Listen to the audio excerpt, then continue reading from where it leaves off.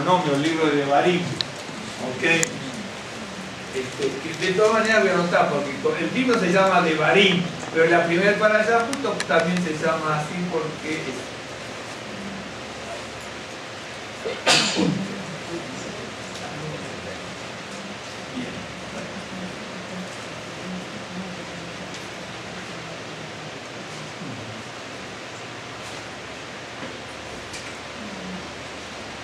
Devarim.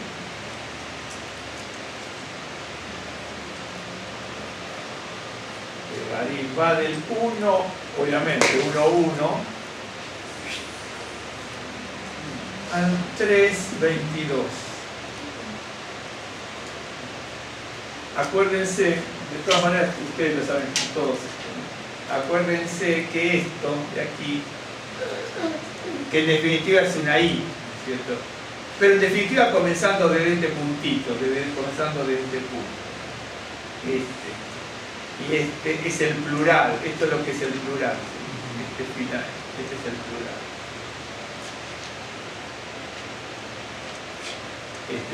Este y este es el plural. Y viene, lo hago súper simple.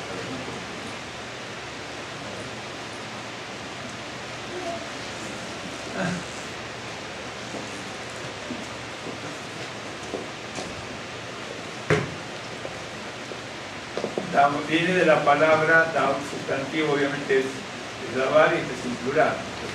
Es porque yo tengo la palabra palabra y palabras, y la AS es el plural, ¿no? O la S en este caso, ¿no? Porque en este caso la palabra palabra también tenía con una vocal A que va a participar del plural, ¿no es cierto? Okay. Y acá tengo Devarim, acá tengo lo que sería la palabra palabra. Pero, en definitiva, me gustó una cosa que quería seleccionarme ya.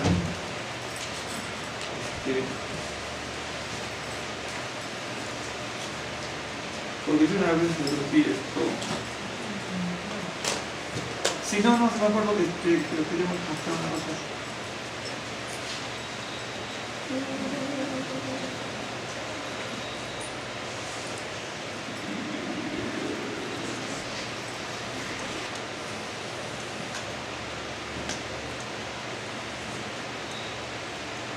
Sí, seguro.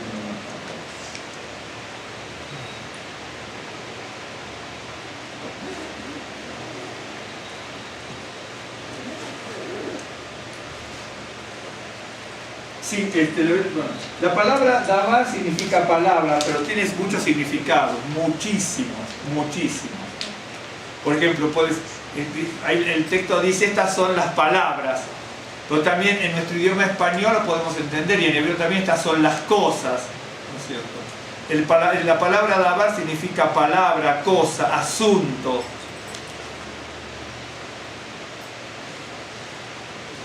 Razón, circunstancia, detalle, parte, hecho, acción.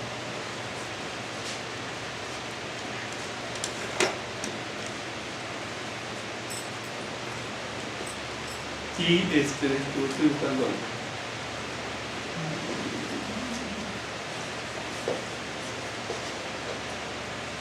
También se puede traducir en algunos casos como, por ejemplo, cuando se refiere palabra del Señor, ¿no es cierto? Y habla de palabra, davar, ahí en este caso sería como mandamiento, de precepto.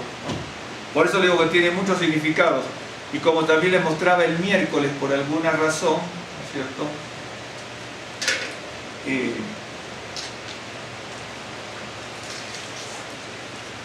Les mostraba el miércoles por una razón, se los muestro rápidamente. Se lo hago ver a los hermanos que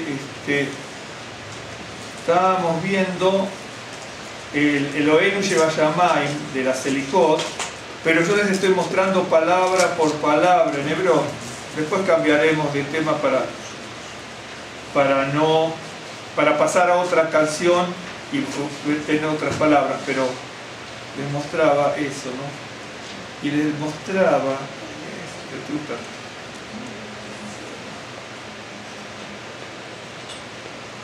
buscando. Lo tengo por aquí.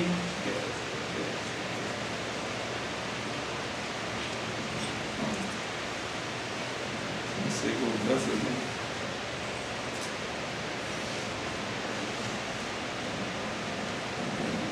Estaba buscando una palabra, pero no estoy seguro si era esta. Es un segundo.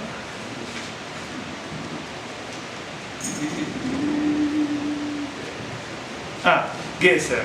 Porque en la Selijot aparece la palabra Geserot. Entonces yo le decía a los hermanos, bueno, dice Geserot es una palabra plural, Geserot, ¿no es cierto?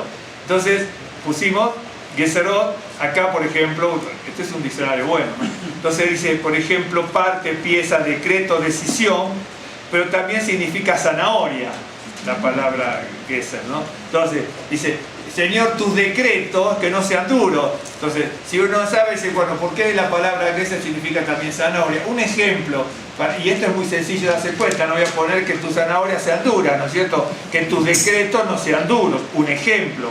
Pero así, me está siguiendo, en el hebreo, como en el español también, tenemos que tener cuidado con las palabras, ¿no? Porque de repente uno dice, bueno, yo ya estudié un curso de hebreo de 3 meses y ya la hice y traduzco. Un ejemplo para que usted vea, ¿no es cierto? Y así, pero muchísimo. Y el español, con el español pasa exactamente también lo mismo, ¿no? Uno tiene que, obviamente, ahí este es muy categórico, nadie se va a poder equivocar ahí, pero en otros pasajes sí uno se pudiese llegar a equivocar, se pudiera llegar a equivocar en la traducción. Más si nos queremos atrever a traducir. Bueno, entonces en Devarim, que es el Deuteronomio, cuando comienza, va a ir del 1.1 al 3.22, ¿sí? Por eso dice, bueno, en hebreo, acá dice estas son las palabras, en hebreo obviamente dice Ele ha-devarim, dice ha-devarim, ¿no es cierto? Pero la para allá se llama devarim, sin el ha es el artículo determinante, las palabras, ¿no? Entonces, ha significa el, la, los, las, tanto en singular femenino masculino como en plural femenino masculino. Pero en hebreo dice, Ele ha-devarim, estas son las palabras. Ele ha-devarim. Aquí estas son las palabras y está bien, pero en hebreo la palabra se llama devarim solo sin el artículo determinante. Bien. Entonces, si se acuerdan ustedes, si no se acuerdan, para mí sería mejor, porque yo hubiera podido repetir, me he dado cuenta de lo que les empezaba a leer el año pasado. Pero bueno, sí, yo porque tengo todas las cartillas. Y dice, estas son las palabras que habló Moisés, ¿no es cierto?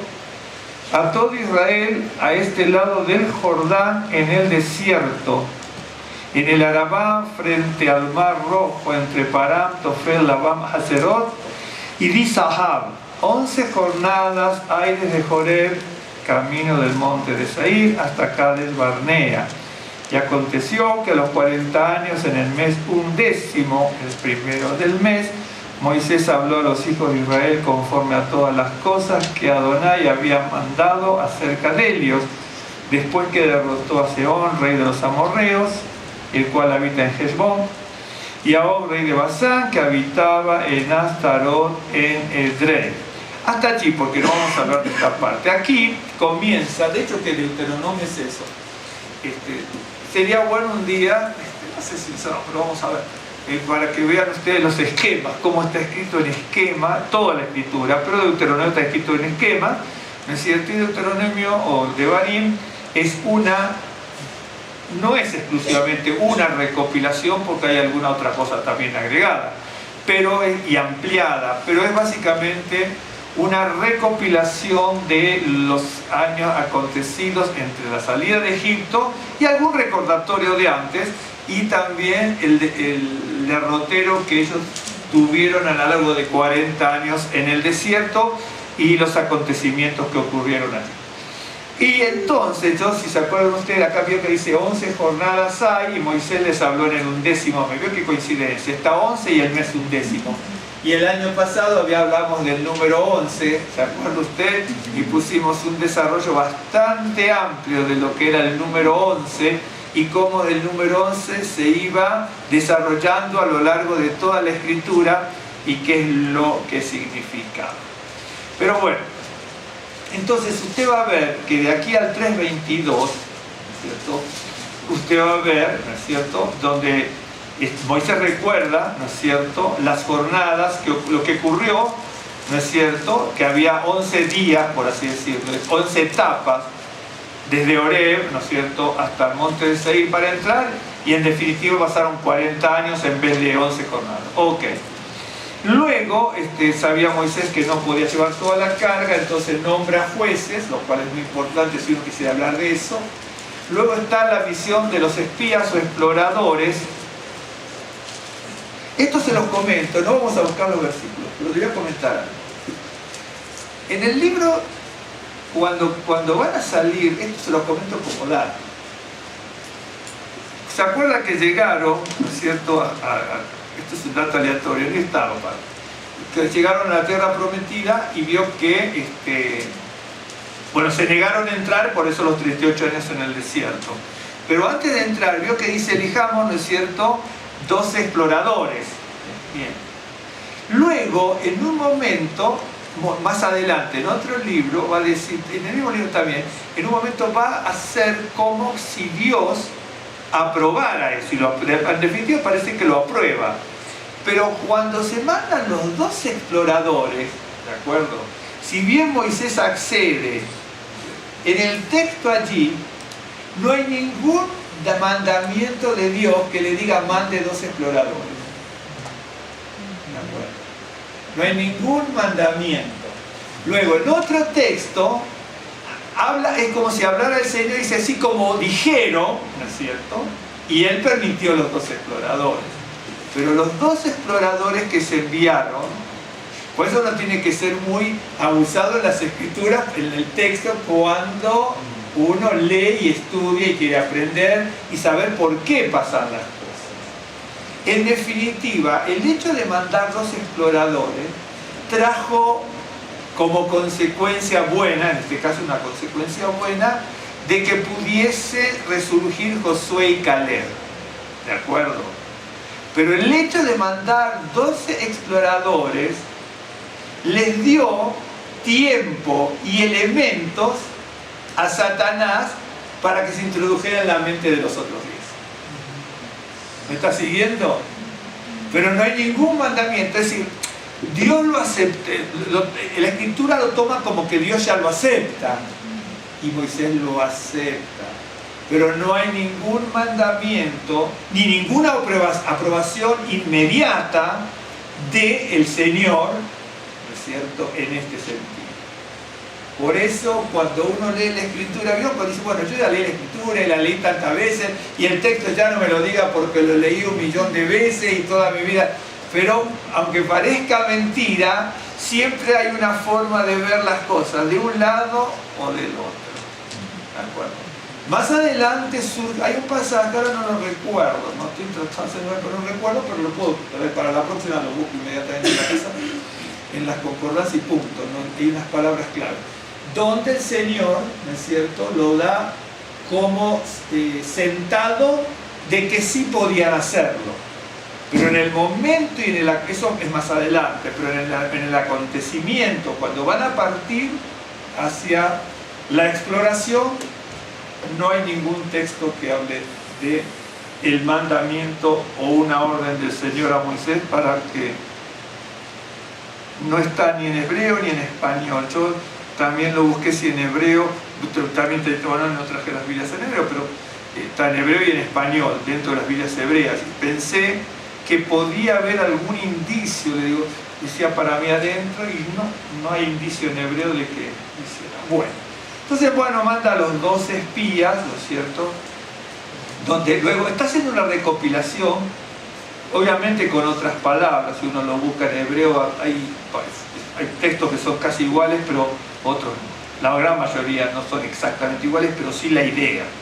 Que está el castigo, ¿no es cierto?, del Señor. Y luego está la derrota de Orma, ¿no es cierto?, el castigo al pueblo de Israel, la derrota de Orma por no haber obedecido. Porque es bien, nuestro pueblo y nosotros somos así. ¿Se acuerdan que tenían que entrar a la tierra prometida y no entraron? Y entonces, luego le dice, bueno, queremos entrar por lo que ha acontecido, porque el Señor dice que los iba a castigar. Yo lo estoy diciendo aquí en el capítulo 1, verso 34, ¿no es cierto? Estoy diciendo una recopilación y después les voy a mostrar algo, ¿no? Bien. Entonces dice, verso 37, también contra mí se airó Adonai por vosotros, y me dijo, tampoco tú entrarás allá. Josué, hijo del Nun, el cual te sirve, él entrará allá, anímale, porque él hará heredad a Israel. Y vuestros niños, de los cuales dijiste que servirían de botín, y vuestros hijos, que no saben hoy lo bueno ni lo malo, ellos entrarán allá, y a ellos les daré, y ellos te heredarán. Pero vosotros volveos e id al desierto camino del Mar Rojo, ¿cierto? Y entonces pues, dice, pero ustedes me respondieron y me dijeron, hemos pecado contra Adonai. ¿Sí? Nosotros subiremos y pelearemos conforme a todo lo que Adonai nuestro Dios nos ha mandado, y os armasteis cada uno con sus armas de guerra y os preparasteis para subir al monte. Acá está, antes está narrado como el hecho in situ, y aquí está narrado como contando la historia a otros y a ellos mismos. Y Adonai me dijo, diles, no subáis ni peleéis, pues no estoy entre vosotros. De esto es lo que vamos a hablar luego. Para que no seáis derrotados por vuestros enemigos. ¿Se acuerdan ustedes, no? Ellos querían entrar. Qué interesante, cuando el Señor nos manda a hacer algo, no lo hacemos. Después queremos hacer lo que el Señor nos dijo que hagamos, pero ya lo queremos hacer sin el respaldo ni la aprobación del Señor. Tremendo, ¿no? Tremendo. Entonces, luego vienen los años en el desierto, primero acá la derrota enorme, pues cuando mueren una cantidad de personas hebreas porque estaban sin el respaldo del Señor, porque el Señor ya no peleaba con ellos, ni a favor de ellos. Entonces cuando el Señor pelea por nosotros, lo dejamos de lado. Cuando el Señor dice que ya desistamos de la orden que nos había dado, lo queremos hacer sin que el Señor nos esté respaldando. Es interesante, ¿no? Y así nos pasa hoy en la actualidad. Esto tiene 3200 años de acontecido, pero a veces nos pasa que cuando sabemos que tenemos que obedecer, que tenemos que ser correspondidos con el Señor, que tenemos que ser responsables, que tenemos que ser comprometidos, valga la redundancia, ahora que tenemos que ser obedientes. Entonces, porque el Señor nos está respaldando en todo lo que hagamos conforme a su palabra, ¿sí? Pero de repente, ¿no es cierto?, nos retrocedemos de todo ello y ya el Señor no va a estar con ninguno de sus hijos si no está cumpliendo lo que el Señor les mandó o nos mandó. Y entonces aquí, se me dio vuelta la hojilla, dice, en el capítulo 1, verso 42, ¿no es cierto? Y Adonai me dijo, diles, no subáis, ¿no es cierto? Esto después de que el Señor les dijo lo que les iba a pasar, ¿no es cierto? Si ustedes se acuerdan de lo que había pasado, ellos le dijeron, sí, es por nuestros hijos, y pusieron a los hijos por delante, como que los hijos podían morir, ¿sí? Dice, vuestros hijos, si tuviera la expresión que se usa aquí, dice...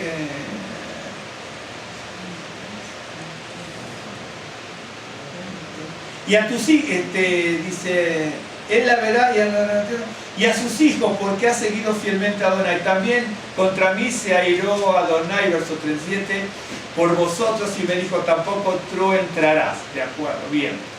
Entonces, los hijos que ponían como escudo el pueblo de Israel, ¿no es cierto? Dice, vuestros hijos que los te están poniendo como escudo, por así decirlo, ellos van a entrar a la tierra, pero ustedes, que tenían que haber respondido como adultos por obediencia, ¿no es cierto?, y por compromiso, ¿no es cierto? Y por el pacto, entonces les dice, no van a entrar a la tierra y vuelvan al desierto. Y entonces, en el interín, ellos van, pierden la batalla, obviamente porque el Señor no estaba con ellos. Y al contar la historia, dice 42, y Adonai me dijo, en el recuento de la historia, no subáis ni peleéis, pues no estoy entre vosotros, para que no seáis derrotados por vuestros enemigos. Y os hablé y no disteis oído, antes fuiste rebelde al mandato de Adonai, y persistiendo con altivez subiste al monte. Pero salió a vuestro encuentro el amorreo que habitaba en aquel monte, y os persiguieron como hacen las avispas, y os derrotaron en Seir hasta Hormá. Y volvisteis y llorasteis delante de Adonai, pero Adonai no escuchó vuestra voz, ni os prestó oídos. Y estuvisteis en Kadesh por muchos días, los días que habéis estado allí. Y ahora, obviamente, se narra, ¿no es cierto?, en los años en el desierto, y luego de esos años en el desierto, Israel que derrota a Sehón, cuando ya lo vimos en el libro de Números, que derrota a Og de Basán, etc. Y hasta allí llega, ¿no es cierto? Bien. Acá entonces en el 42 y 43, ¿no es cierto?, les dice, porque el Señor no estoy entre vosotros, ni peleéis porque no estoy entre vosotros. Bien. Si usted se fija, en el capítulo 1, cuando se habla de los 12 espías, hoy voy a tomar 2 o 3 cositas y vamos a ver 3 historias de Israel, sucintamente, entre comillas, pero las vamos a ver. Entonces, verso 29, 1:29, entonces os dije, no temáis. Esto es cuando están hablando en defensa de entrar a la tierra y en cumplimiento de la orden del Señor para destruir, ¿no es cierto?, el alegato que tenían los 10 exploradores que se negaban a entrar. Entonces os dije, no temáis ni tengáis miedo de ellos. Adonai, vuestro Dios, el cual va delante de vosotros, Él peleará por vosotros conforme a todas las cosas que hizo con vosotros en Egipto, delante de vuestros ojos. Es decir, ante la negación de determinados espías o exploradores que estaban, ¿no es cierto?, desanimando al pueblo a no entrar porque pensaban que era imposible la empresa de conquistar la tierra, le dice, no teman porque el que va a pelear es el Señor. Le voy a mostrar, a ver qué verá. Rápidamente. Y eso es lo que vamos a hablar y uno lo va a ver. Esto a lo largo de toda la Escritura, que el Señor está y pelea por sus hijos cuando nosotros estamos en obediencia. ¿Sí? Bien. No, pero estoy buscando ustedes, ¿no?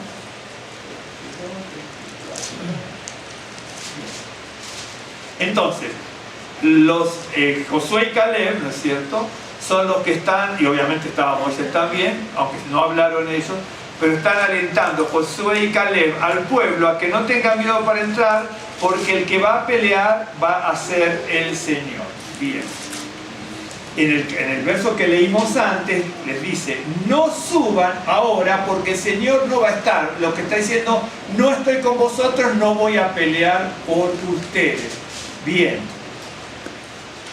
En el 3:22, ¿no es cierto?, son siempre las mismas expresiones. A veces aparecen estas expresiones y otra vez aparece el mismo hecho, por así decirlo, de que el Señor pelea por nosotros, aunque no está la expresión narrada así, ¿no es cierto?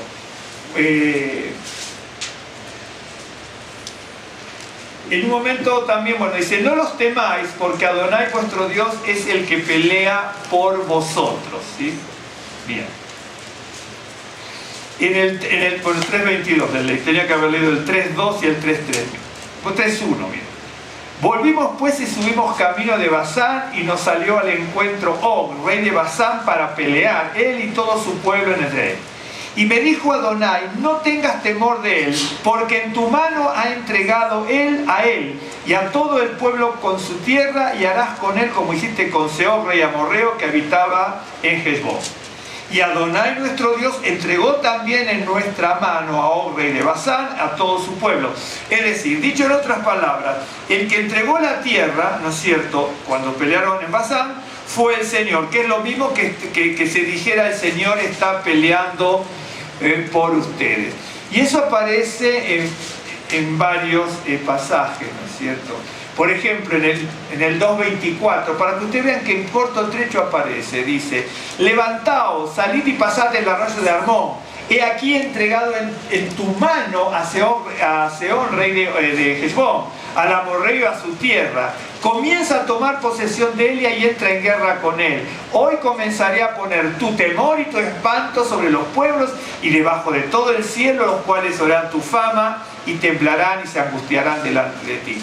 Es decir, en el capítulo 2, en el capítulo 3, aparecen distintos pasajes, en el 24, en el 25, en el 31, en el 33, en el 36, en el 3.2.3, aparece permanentemente que el Señor pelea por su pueblo cuando está en obediencia, y que aunque no diga que Él pelea, está diciendo avancen porque te lo he entregado. Es decir, si te lo he entregado, tú vas a avanzar, pero ya lo tienes anticipado el triunfo.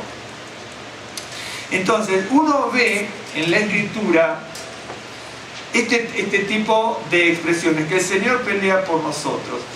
Esto lo va a encontrar a lo largo y ancho de todo el Tanaj, permanentemente, ¿no es cierto? Siempre es el que pelea la buena batalla por nosotros es el Señor. El que ha ganado la batalla es el Señor. El que te entregará la tierra y el que te entregará las bendiciones es el Señor.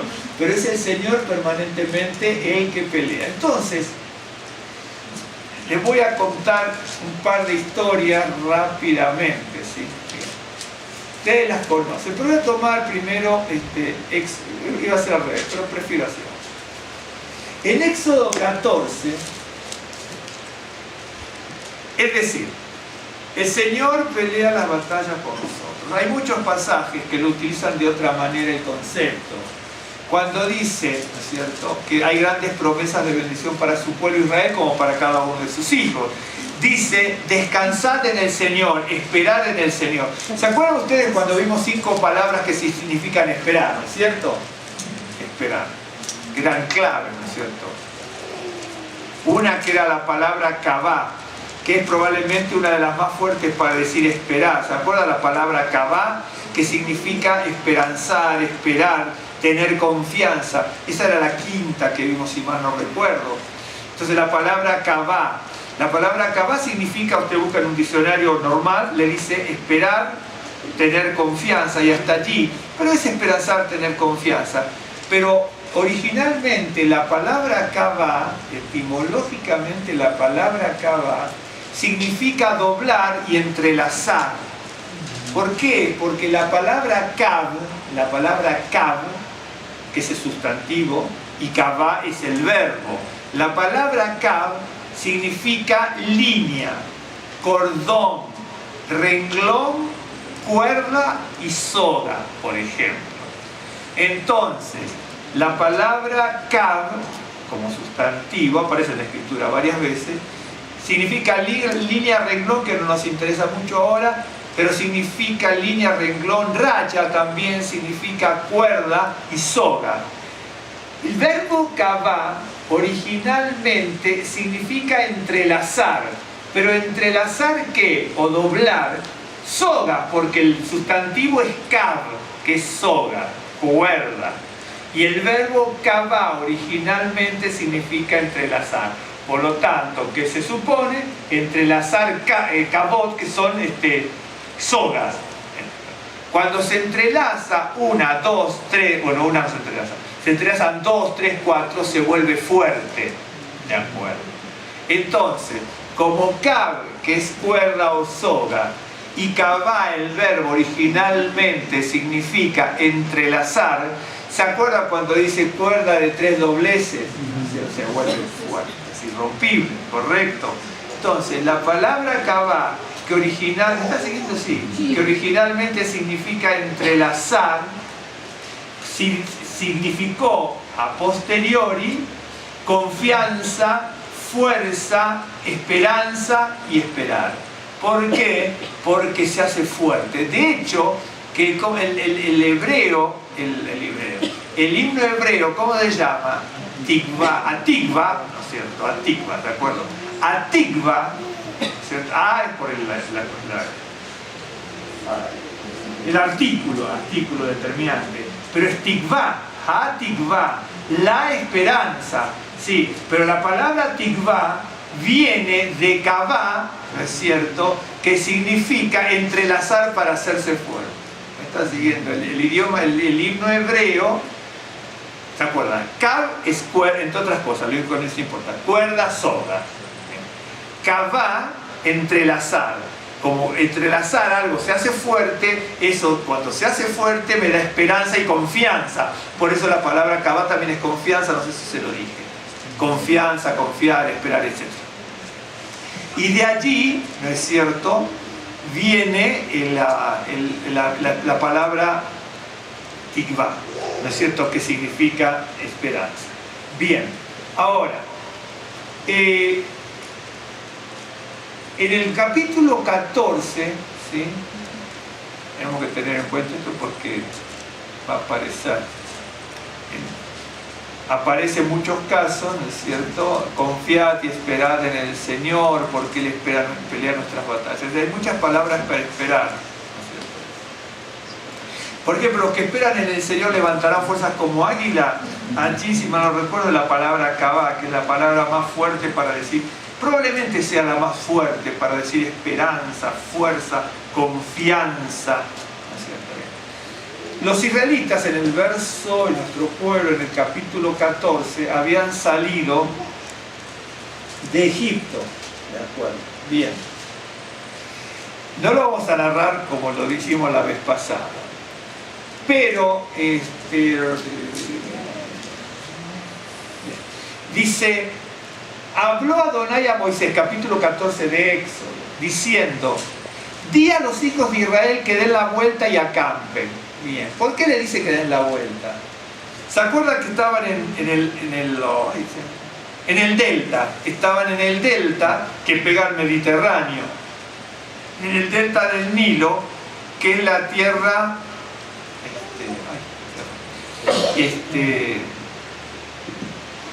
y entonces cuando van saliendo iban de Ramesés a Sucot, ¿de acuerdo? Bien, de Ramsés a Sucot, porque están saliendo de Ramsés a Sucot y se están yendo hacia el sur. Bien, por acá no lo dice, hay que leer lo anterior para saber todo eso. Bien, bien, porque partieron de Sucot, acamparon en Etam, a la entrada del desierto, eso es el posterior, pero habían salido de Ramsés a Sucot. Perdón, estaban en la tierra de Gosén, eso es lo que quería, Gosén, o Gosh, ¿es cierto? Estaban en Gosén, luego van bajando a Ramsés a Sucot y van bajando hacia el sur, ¿no es cierto? Bien, y están aquí en el sur saliendo para irse de Egipto. Pero dice, habló Adonai a Moisés diciendo, di a los hijos de Israel que den la vuelta y acampen delante de Pi Harirot. ¿Te acuerdas que yo lo expliqué? ¿Qué era Pi Harirot? Boca de las cavernas. Pi es boca. Harirot es como de las cavernas, boca de las cuevas. Bien, un lugar no fácil de transitar porque uno se podía meter en cuevas, etc.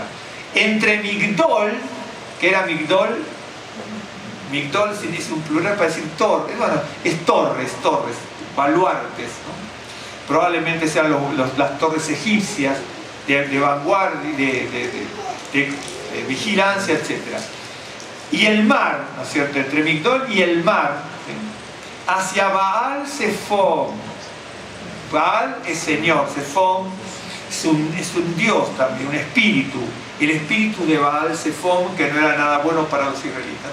Entonces, el pueblo de Israel está bajando hacia el sur Y Dios le dice que den la vuelta y van hacia el norte. Acá está Egipto, pero no están yendo a Egipto, están yendo por el costado este de Egipto. Bien. Y allí tenían el Yam Suf por un lado, que es el Mar Rojo, que no es Mar Rojo, es Mar de los Juncos, en un lado. Por un lado no podían avanzar muy bien porque estaban las Pijarirot, boca de las cavernas. Por el otro lado, si lo tomamos, como lo dicen los eruditos, usted no es erudito, yo tampoco, estudiamos de los libros, las Migdol, que son, digamos que podían ser torres de vigilancia de Egipto en esa latitud. Bien. Por el otro lado, ¿no es cierto?, hacia Baal Zephon, que era un lugar que significa Señor de Zephon, ¿no es cierto? No importa ahora, eso lo vimos, que era como un espíritu del mal. Y por el otro lado, el mar.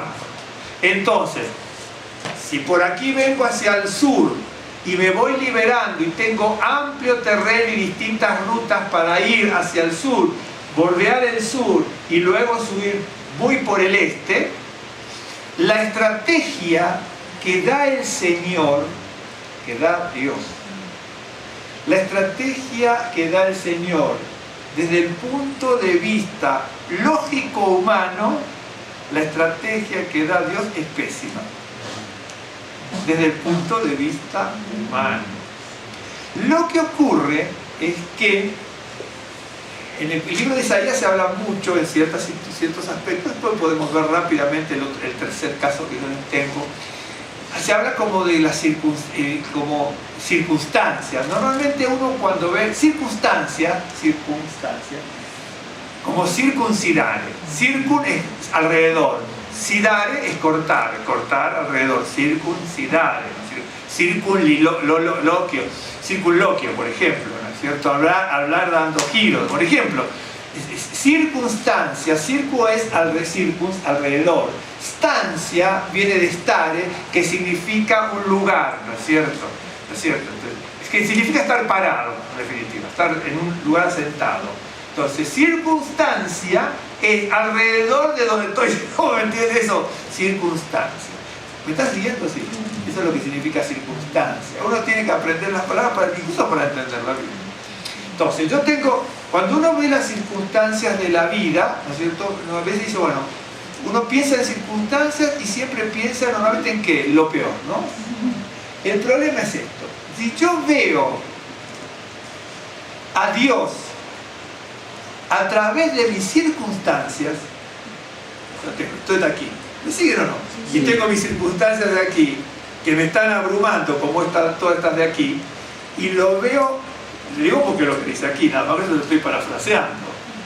Ellos estaban, el pueblo de Israel aquí, el ejército egipcio subiendo, el mar, Pijarirot, Baal Zephon, las torres de vigilancia, no tengo para dónde salir. Entonces yo soy el israelita, aquí tengo todas esas circunstancias y allá no tengo al Señor. Entonces, a Dios, porque siempre lo pensamos así. Entonces, si yo veo al Señor a través de circunstancias, a Dios lo veo chiquito y lejano. ¿Me están siguiendo? Porque normalmente siempre pensamos en circunstancias, pensamos en términos malos. Pero las circunstancias estas las está promoviendo el Señor. Ahora, si yo veo a mis circunstancias a través del Señor, al Señor lo veo cercano y dispuesto a ayudar. ¿Se dan cuenta de la diferencia? Porque yo veo mis circunstancias a través de la fe que el Señor me da. Entonces, estoy yo aquí como israelita, allá tengo Pijarirot, Baal Zephon, el mar, Migdol y todo este rollo, ¿no es cierto? Pero aquí tengo al Señor. Entonces, si lo invierto, al Señor lo veo chiquito y lejano. Si ahora lo invierto, ¿no es cierto? Veo a mis circunstancias, ¿no es cierto?, pequeña, y el poder de Dios. Por eso dice el Señor, pelea tus batallas. Pero el Señor pelea las batallas, ¿me están siguiendo? Por lo que leímos antes también, ¿eh? El Señor pelea nuestras batallas cuando nosotros ponemos a Dios delante de nuestra circunstancia. Pero si yo pongo mi circunstancia delante del Señor, ¿sí? Él es cuando le dice, no suban porque yo no estoy con ustedes. Entonces, aunque le parezca mentira, en este simple, capaz, mira, a lo mejor no se acuerda de nada después de lo que dije en teología, pero se va a acordar del ejemplo de poner, de anteponer. Es cierto. Pero eso es la verdad y la cuestión de lo que dice la Escritura. Yo voy a leer rápidamente y se van a dar cuenta cómo Israel hace eso. El pueblo de Israel, después de haber visto todos los milagros del Señor, ante una adversidad que se presenta, pero porque el Señor manda, ¿no es cierto?, esa adversidad, que en definitiva la manda para que vean que Él es glorificado. Por eso dice, yo me voy a glorificar en eso. Me voy a glorificar yo. Entonces es bien interesante, a veces con un pequeño pasaje uno ya puede ilustrar tantas cosas. Por eso, si ustedes pueden en su casa ver, bueno, hay que buscar y con ciertas concordancias y todo, porque a veces no están todas las mismas palabras, pero están los hechos. Hay muchas veces que aparece el Señor va a pelear por ustedes, el Señor va a pelear por su pueblo, el Señor pelea sus batallas, el Señor pelea nuestra batalla. Él te lo ha entregado de antemano y todo. Son distintas formas de expresar lo mismo. Pero aparece sorpresivamente, no sé si sorpresivamente, pero digamos que humanamente podemos decir sorpresivamente, porque el Señor nos sorprende, aparece en muchísimas etapas de la historia del pueblo de Israel y en muchas circunstancias. El Señor pelea por ustedes, el Señor pelea por nosotros, el Señor pelea nuestras batallas, Él peleará por ti, el Señor te lo ha entregado ya.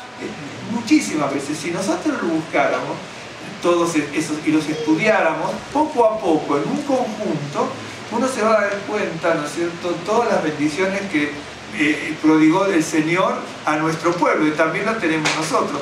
Y a veces parece como que todo lo que hacemos es infructuoso, lo que hacemos parece que es frustrante, lo que queremos hacer parece que es un fracaso, ¿no es cierto? Y a veces tenemos que pensar, ¿no es cierto?, si no estamos actuando como se dice antes, que ponemos las circunstancias del Señor, lo vemos chiquito, entonces peleamos nosotros nuestra propia batalla, nos esforzamos, no descansamos en el Señor, no esperamos en el Señor, nos anticipamos en nuestras decisiones, y no solamente nos anticipamos, sino que tomamos decisiones que después a la postre van a ser negativas. El Señor dice una cosa en su palabra, ¿no es cierto?, cómo debemos de hacer, defiende la causa del justo, de la vida del huérfano, no tenga balanza falsa, no sea deshonesto, no chismee, no mientas, no engañe, no tengas envidia, esto, aquello, lo otro. Y entonces, si de repente estamos actuando equivocadamente, ¿no es cierto?, es porque al Señor lo vemos chiquito y lejano y el Señor nos pelea nuestras batallas. Esa es la realidad. Y entonces ya tenemos al pueblo de Israel que estaba en Gosén.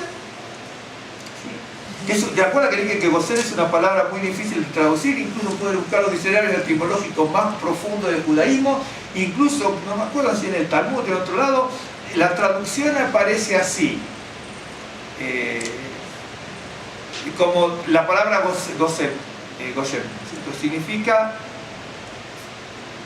no se puede traducir una palabra, la tierra cerca de.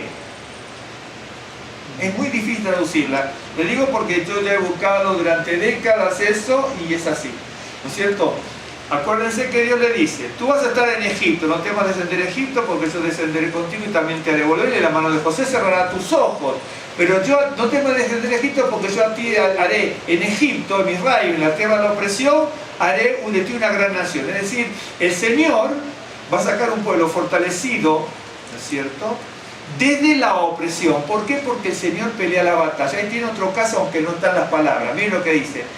Jacob, que estaba en Berseba haciendo sacrificio, no temas descender a Egipto, porque yo daré de ti allí una gran nación. Yo descenderé contigo a Egipto y también te haré volver. ¿Qué significa yo descenderé contigo a Egipto? Voy a pelear tu batalla. Es otra forma, por eso le digo, a veces no tiene la expresión, ¿sí?, pero tiene el concepto. Yo descenderé contigo y también te haré volver. Claro, acá también acá hay que ir cuidado, porque si yo descenderé contigo voy a pelear la batalla, pero cuidado, Jacob, el mérito de sacarte es mío. Porque si no el hombre se aplaude, ¿no? Y salimos de Egipto. No, te sacó de Egipto. No sacó de Egipto. Por eso la Gadá es lo que dice, bueno, la de Pesaj, obviamente. Dice que cada persona judía, de hecho que todo el que participa en Pesaj tiene pensado lo mismo, que sea judío o gentil, ¿no es cierto? Dice, tiene que verse como si hubiera estado en Egipto y salió de Egipto. Okay. Y entonces, ahí tiene el ejemplo. Yo descenderé contigo y también te haré volver la mano de José cerrará tus ojos, y cumplirá todo eso de que el Señor peleó sus batallas y los sacó. ¿Se acuerda como decía, como dice varias veces?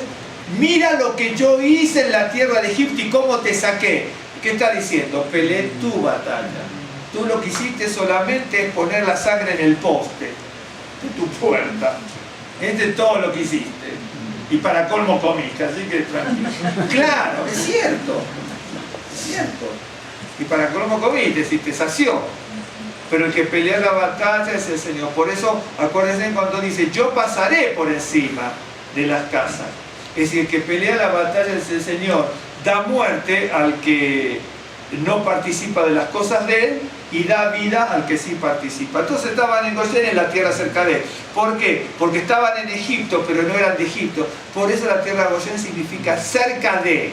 Parece mentira, está dentro de Egipto, pero es una traducción muy compleja. Pueden buscarla, yo la busqué 40, 50 años la palabra y al final nunca encontré como una etimología que me diga es algo cerca de, algo similar a lo que dijo Yeshua, ¿se acuerda? Ustedes están en el mundo, pero no están en el mundo, no son del mundo. Es decir, están dentro del mundo, pero no son del mundo. Ustedes van a estar en Gosén, en Egipto, pero no van a ser de Egipto. Es la misma idea, exactamente la misma idea. Okay. Si alguna vez alguien descubre pero me tiene que demostrar muy bien etimológicamente dónde lo saca, porque si no, es compleja la palabrita esa. Es bien compleja. Y entonces, están yendo hacia el sur, se van hacia el norte, quedan encerrados. Pero voy a seguir leyendo para que usted se acuerde. De hecho que ya lo sabe. Porque Faraón, verso 3, dirá a los hijos de Israel, encerrados están en la tierra, el desierto los ha encerrado. Y yo endureceré el corazón de Faraón para que los siga, y seré glorificado en Faraón y en todo su ejército. Y sabrán los egipcios que yo soy Adonai, y ellos lo hicieron así. Es decir, primero se iban al sur, se van hacia el norte porque Dios lo dijo. Entonces les está diciendo, porque Faraón, lo está diciendo el Señor, ¿cierto? Dirá a los hijos de Israel, dirá de los hijos de Israel, encerrados están en la tierra. Faraón sabe que están yendo hacia el sur. Pero el Señor, para luchar las batallas de su pueblo, va a poner un espíritu de engaño y de mentira en Faraón. Y va a pensar, dice, si como se está yendo para el norte, dice, estos israelitas están desvariando, están perdidos. ¿Cómo se están yendo hacia el norte, donde van a quedar encerrados? Tienen que irse hacia el sur, donde es campo abierto. Y entonces dice, bueno, estos israelitas son unos torpes, son unos ignorantes. De hecho, que fíjese lo que es el espíritu de mentira y de engaño que ya estaba en Faraón, que estaba endurecido. Porque si Faraón sabía que el que los estaba sacando era Moisés, y que Moisés era un estratega, porque había estado en Egipto, ¿de acuerdo? Y vio todo lo que había obrado el Señor a través de Moisés, delante de los ojos de Faraón y de todos los magos, se tenía que dar cuenta de que Moisés no era ningún tonto. Pero fíjese, pero no puede ser. No lo voy a seguir porque este Moisés, lo estoy pensando yo después de 3200 años, si yo fuera Faraón. Este Moisés nos está llevando para el norte, pero como él no es tonto, me está creando una trampa. Bueno, pero fíjese lo que es el espíritu que va a poner el Señor en contra de Faraón y a favor de su pueblo. ¿Me están siguiendo? Eso es lo que tiene uno que estar mirando en la Escritura. Y aparece ese espíritu de engaño y de mentira, aparece muchas veces en la Escritura. ¿Se acuerda usted cuando estaba Micaías contra los 400 sacerdotes engañadores del rey Acab, ¿se acuerda? Dice, ¿quién pondrá un espíritu de engaño en el rey Acab para que, ¿no es cierto? Y dice, yo pondré un espíritu de engaño. El espíritu, cuidado que existe, pero en este caso lo está manejando Dios, ¿no es cierto? Porque Dios es creador del cielo y de la tierra, de Él depende desde la eternidad pasada a la eternidad futura. Él crea absolutamente, Él dispone de la salud y de la enfermedad, absolutamente todo, es el que da y el que quita. Yo sé que en algunas teologías, básicamente cristiana, dice Dios nunca quita, siempre da, pero eso es más bien una ilusión que una realidad, ¿no es cierto? Bíblicamente no es tan así. Es una cosa muy halagüeña, muy esperanzadora, muy emotiva para poner delante de la gente, ¿no es cierto? Pero el Señor hace absolutamente todo. Le quitó toda la familia Job, así que el Señor da y quita. Que es muy particular en la situación, es otra cosa. ¿No es cierto? Entonces, verso 3, y dice, yo endureceré el corazón de Faraón para que lo siga, y seré glorificado en Faraón y en todos los ejércitos, sabrán los egipcios, que yo soy Adonai, y ellos lo hicieron así. Y fue dado aviso al rey de Egipto que el pueblo huía, y el corazón de Faraón y de sus siervos se volvió contra el pueblo, y dijeron, ¿cómo hemos hecho esto de haber dejado ir a Israel para que no nos sirva? Y unció su carro y tomó consigo su pueblo, Faraón, ¿no? Y tomó 600 carros escogidos y todos los carros de Egipto y los capitanes sobre ellos. Y endureció Adonai el corazón de Faraón, rey de Egipto, y él siguió a los hijos de Israel. Pero los hijos de Israel habían salido con mano poderosa.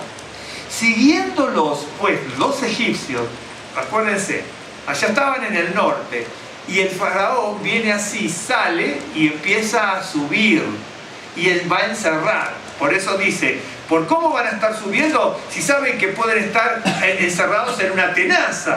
El efecto de tenaza, ¿no? Bien. El efecto de pinza o de tenaza. Eso lo hace mucho. Hay ciertos países. El país del norte está haciendo un efecto tenaza sobre todo lo del sur. Cuidado, hermano. Cuidado con toda la historia esta del sueño americano y todo eso. Pero en definitiva,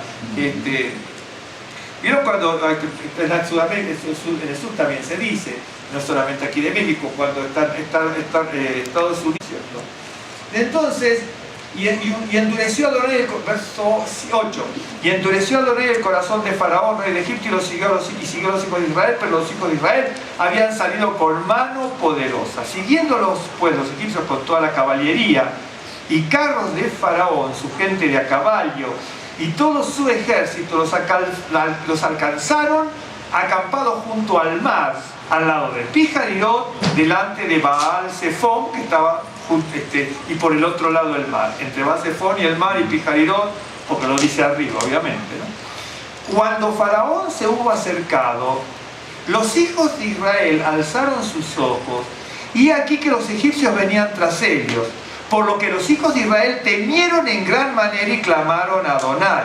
Es decir, van todos subiendo, se voltean en algún momento y ven, primero ven que todo lo que se interponía en el camino en el norte, voltean y ven el ejército de Egipto. Y dijeron a a Moisés, no, ahí vienen las primeras. Ahí es cuando uno se da cuenta de que uno ve las circunstancias y Dios.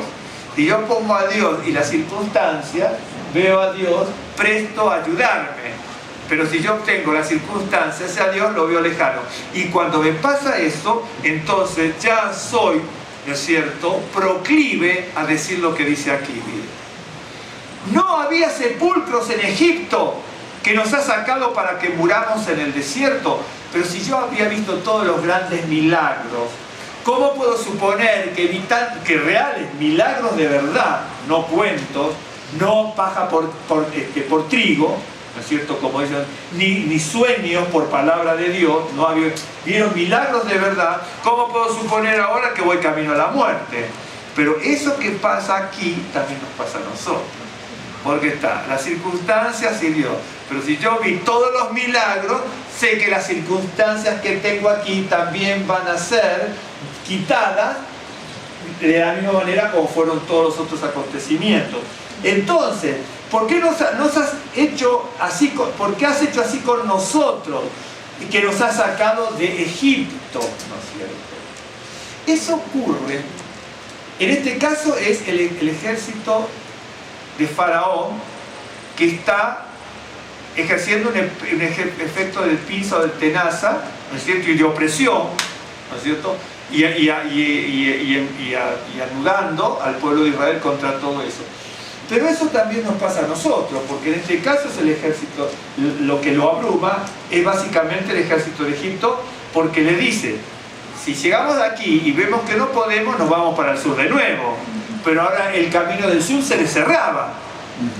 Ahora, también pueden ser muchas cosas, porque a veces puede ser que no sea el faraón el que nos está siguiendo, sino que puede ser, por ejemplo, un problema familiar, la salud, problemas económicos, problemas mentales, no digamos, no sería mentales, problemas espirituales.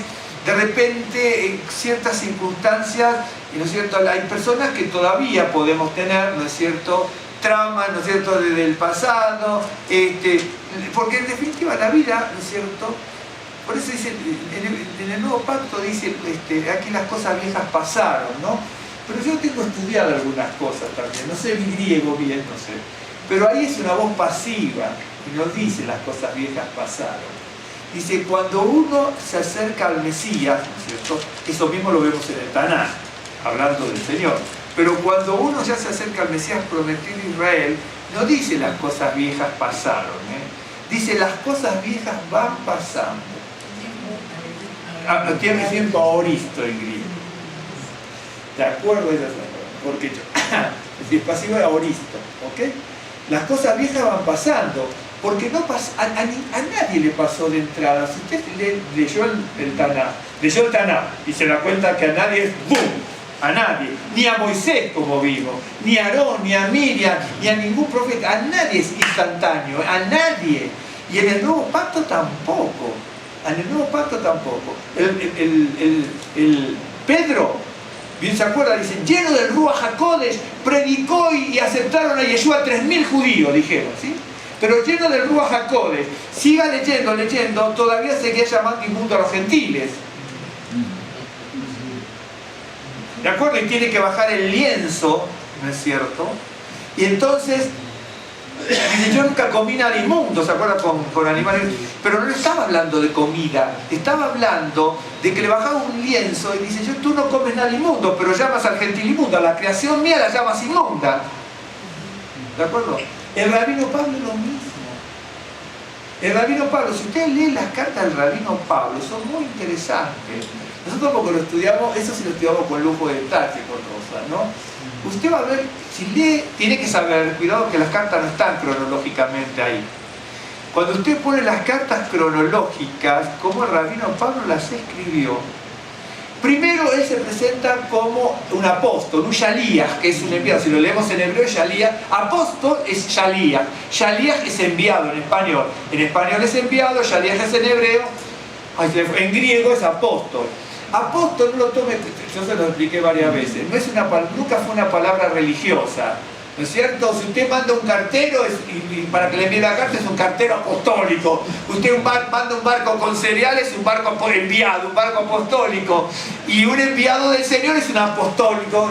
No es una palabra, algunos apóstol, palabra religiosa. No, apóstol es una palabra totalmente secular, griego, en el pasado y hoy también en el presente.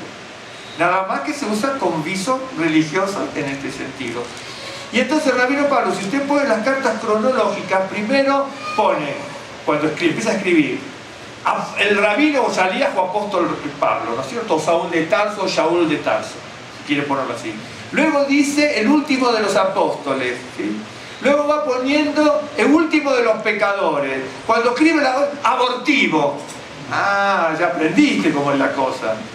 Pero al principio me presento, luego ya me achico, luego ya me achico, no en el mensaje, pero me achico yo como persona. Porque lo que resalta es el Señor, no los galardones que tengamos. Pero tiene que verlo, y usted lo ve. Si usted fuera las cartas cronológicas, ¿no es cierto? No sé cómo usted va viendo la presentación, que cada vez es menos, ¿no es cierto?, para demostrar a la persona. Incluso cuando le dice que él había ascendido, ¿no es cierto?, hasta el tercer cielo, y le mostró un mensaje que no podía ser transmitido, ¿no es cierto?, dice, para que no me enorgullezca ni me vanaglorie, me fue dado un aguelos, ¿no es cierto?, aguelos es mensajero, ¿no es cierto?, va a venir la palabra ángel. Dice, pero aguelos de Satanás, un mensajero de Satanás que me abofetee. También está escrito de la misma manera. En griego está escrito no que me abofetee, sino que me esté abofeteando. Es decir, como que a partir de un momento determinado donde el Señor le proveyó una capacitación y una instrucción tremenda de revelación al rabino Pablo, también le dio en esa contrapartida, le dio una circunstancia en su vida que lo esté teniendo así, pa, pa, pa, pa, pa, pa, pa, como para que él no se enaltezca, y para que no me enaltezca sobremanera, dice, me fue dado un aguijón en la carne, un aguelo de Satanás, un mensajero de Satanás, por lo cual le dije al Señor 3 veces que me lo quitara, y el Señor me dice, basta, Pablo, dice, porque mi poder se perfecciona en tu debilidad. Si no estás sujeto, así te desbordas. Y si el poder de Dios se manifiesta y se perfecciona en la contrición de uno, en la debilidad de uno, para que no nos olvidemos que Él es el Todopoderoso. Por eso vio como dice aquí en lo que estamos leyendo, porque salieron con mano poderosa. Y si salgo con mano poderosa, estoy yo aquí está Dios y aquí están las circunstancias, porque salgo con mano poderosa. Si no creo que salgo con mano poderosa, entonces el Señor está allí y las circunstancias están aquí. ¿Me están siguiendo? Es bien interesante, pero voy a seguir rápidamente esto. Dice, me perdí. Dice, verso 12, ¿no es esto lo que te hablamos en Egipto diciendo, déjanos servir a los egipcios, porque mejor nos fuera servir a los egipcios que morir nosotros en el desierto? Ve, este verso 12 no aparece nunca en la Escritura. No hay ningún momento en que Israel le diga eso, ¿no es cierto? Pero supongamos que existió. Si existió ese verso, ese texto, ¿no es cierto? Podríamos ver alguna circunstancia, ¿no es cierto? Como cuando dice, ¿quién eres tú para ponerte como juez sobre nosotros? Como diciendo, aquí no nos vengas a mandar. Y así otras circunstancias, pero no hay un hecho que esté justificando este dicho hebreo como que antes se lo hubieran dicho a Moisés, ¿no es cierto? No es esto de que te hablamos en Egipto diciendo, déjanos servir a los egipcios, porque mejor nos fuera servir a los egipcios que morir nosotros en el desierto. Hay otro caso donde dice, antes de que vinieras tú a rescatarnos estábamos mejor. Ahora que vienes tú, no solamente tenemos que hacer una cierta cantidad de ladrillos, sino que aparte lo tenemos que hacer sin los elementos. Esos son los pasajes, ¿de acuerdo? Bien. Que entonces si uno lo da vuelta podríamos entender eso. Y Moisés dijo al pueblo, no temáis, estad firmes y ven la salvación que Adonai hará hoy con vosotros, porque los egipcios que hoy habéis visto, nunca más para siempre lo veréis. Y acá viene lo que estábamos leyendo de Deuteronomio en Devarim antes. Adonai peleará por vosotros y vosotros estaréis tranquilos. Es decir, Adonai nos metió en esto y Adonai nos va a sacar. Adonai nos dijo que cambiáramos el destino de nuestro camino para confundir a Faraón, porque Faraón en su confusión puesta por el Señor, va a pensar que los confundidos somos nosotros. Y en ese juego de la historia es donde el Señor es glorificado. Todo esto que nosotros puede ser para que estemos temblando, sabemos que el Señor nos va a sacar. Pero si estamos temblando, es para que Dios se glorifique. Eso es lo que está diciendo. ¿Se acuerdan lo que había dicho antes por aquí? No, en un momento lo dice por ahí. Y yo endureceré el corazón de Faraón para que lo siga y seré glorificado en Faraón. Y entonces dice, ¿no es cierto? Aquí, Adonai peleará con vosotros y vosotros estaréis tranquilos. Vosotros estaréis tranquilos. Fíjense qué interesante. Porque aparece esto también de tranquilidad, aparece en otro lado también. Aparece con otra palabra. Bueno, sí, son parecidas las palabras. Nosotros vamos a estar tranquilos cuando sabemos que el Señor pelea por nosotros. Pero el pueblo de Israel, aunque les parezca mentira, ¿no es cierto?, confiaba más en lo humano que en el poder de Dios. ¿Cómo? En los caballos de Egipto. Claro, por eso les dicen, no cuando está más adelante en la historia, muchísimos siglos después, varias veces aparecen esas expresiones. No vayas por caballos a Egipto, no vayas por caballos. Es una expresión, ¿no es cierto?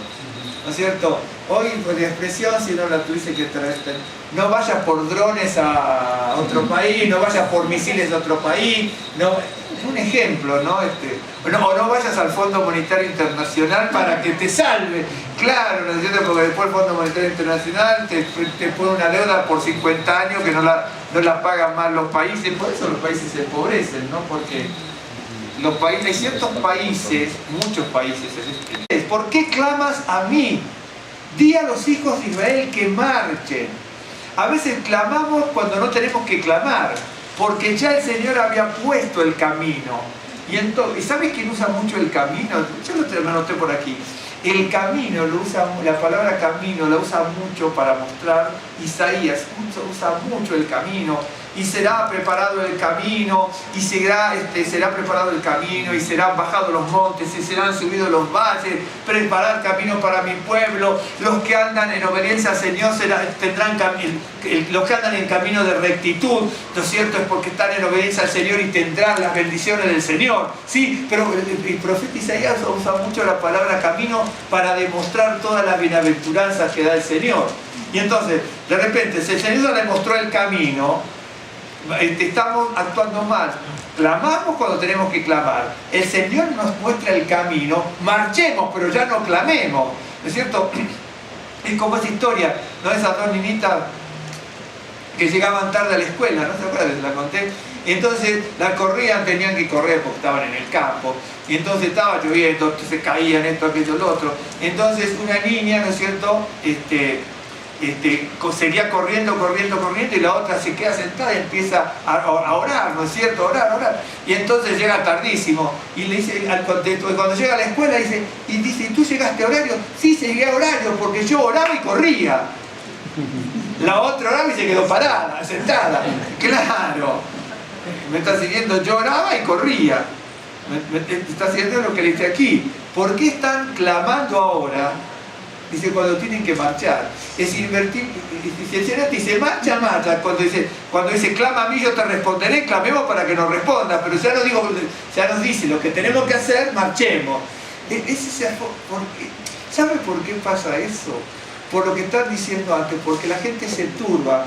Yo cuando la gente se turba, ¿a usted nunca le pasó que se ha turbado? Que de repente está en su casa, ¿no? Y de repente va al refrigerador y dice, ¿qué venía a buscar? O no me digan que nunca le pasó eso. ¿No? Y así un montón de...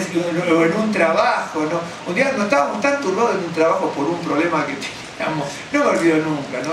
Pero era un problema delicado que teníamos de contabilidad. Y teníamos tiempo contado y teníamos que empezar a enfrentar un trabajo. Y estábamos buscando. Y no me olvido nunca, un compañero que era bellísima persona, ya está practicando, jovencito, ya prácticamente se recibía de contador, tenía 23 años, 22, pero muy preparado, ¿no? Yo era 2 años mayor que él. Y entonces estábamos buscando con él.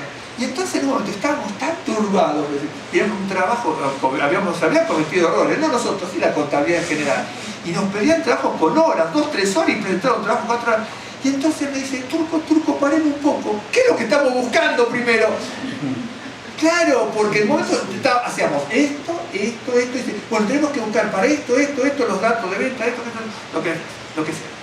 Y entonces llegó un momento que entre una cosa, otra, entre la premura del tiempo y que teníamos que sacar el trabajo porque nos pagaban y para eso teníamos que trabajar. O mejor, y trabajaban y por eso nos pagaban.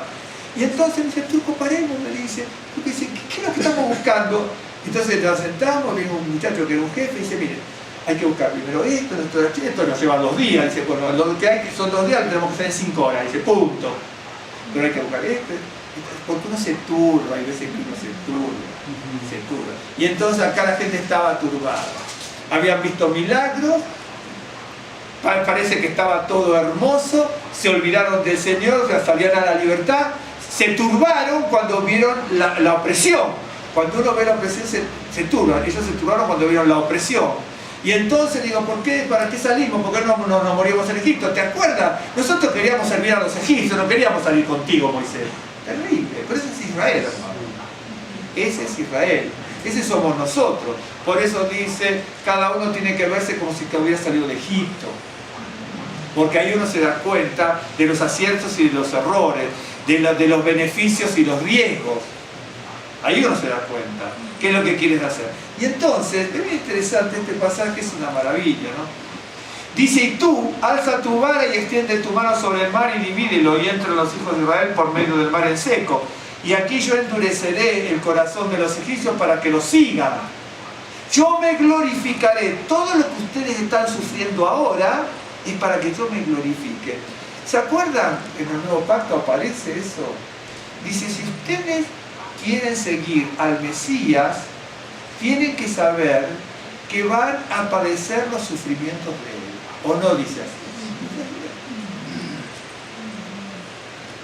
Para que el Señor, el creador del cielo y de la tierra, que envió al Mesías, sea glorificado. Y entonces, dice, ustedes son, dice, que es bien interesante, porque como dice el pasaje, es bien interesante porque dice que nosotros es como es una bendición sufrir los padecimientos. Somos copartícipes, si padecemos, somos copartícipes de su sufrimiento. Entonces, dice yo quiero ser copartícipe de las bendiciones. Ahora, a mí no me hablen de ser copartícipe del sufrimiento, pero no, eso es lo que dice el Nuevo Pacto. Y eso es lo que dice el Tanaj aquí. ¿Se acuerdan cuando el pacto dice, aunque por ahora, por un poco de tiempo, tengáis que padecer algunas cosas? ¿De acuerdo? Eso es lo que dice el Nuevo Pacto. Dice, bueno, algunos dicen, bueno, el Nuevo Pacto, pero acá está diciendo lo mismo.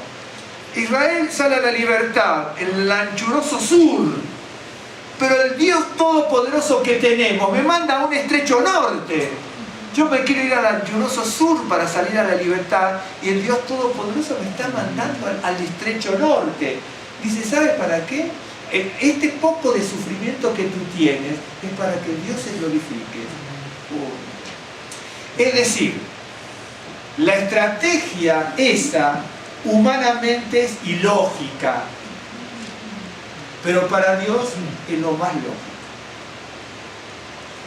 Si un general de la época, vamos a poner Josué, si hubiera sido otra situación, ¿no? Obviamente, si hubiera sido una batalla que él tenía que hacer, ¿no es cierto? Obviamente si Dios lo mandaba también era lo mismo, en este sentido. Una batalla que Josué tuviese que diseñar, ¿sí? No la hubiera diseñado de esa manera. Dice, mejor nos vamos para el sur y nos armamos de otra manera. Pero yo, como general, no me voy a poner en la cueva del lobo. Pero Dios estaba poniendo al pueblo de Israel en una estrechez tremenda de opresión. No hay salida para el norte, para el este, para el sur, para el oeste y para el sur. No hay salida. Pero no hay salida para ustedes, pero sí hay salida en el poder de Dios. Por eso anteriormente salieron con mano poderosa. Y entonces, dice así, sigo rápido, dice, y sabrán los egipcios, y yo endureceré el corazón, verso 17, para que los egipcios para que los sigan, y yo me glorificaré en Faraón y en todo su ejército, en sus carros y en su caballería.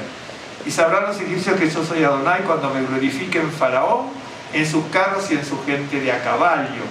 Y el ángel de Dios que iba delante del campamento de Israel, el ángel de Dios no es un ángel.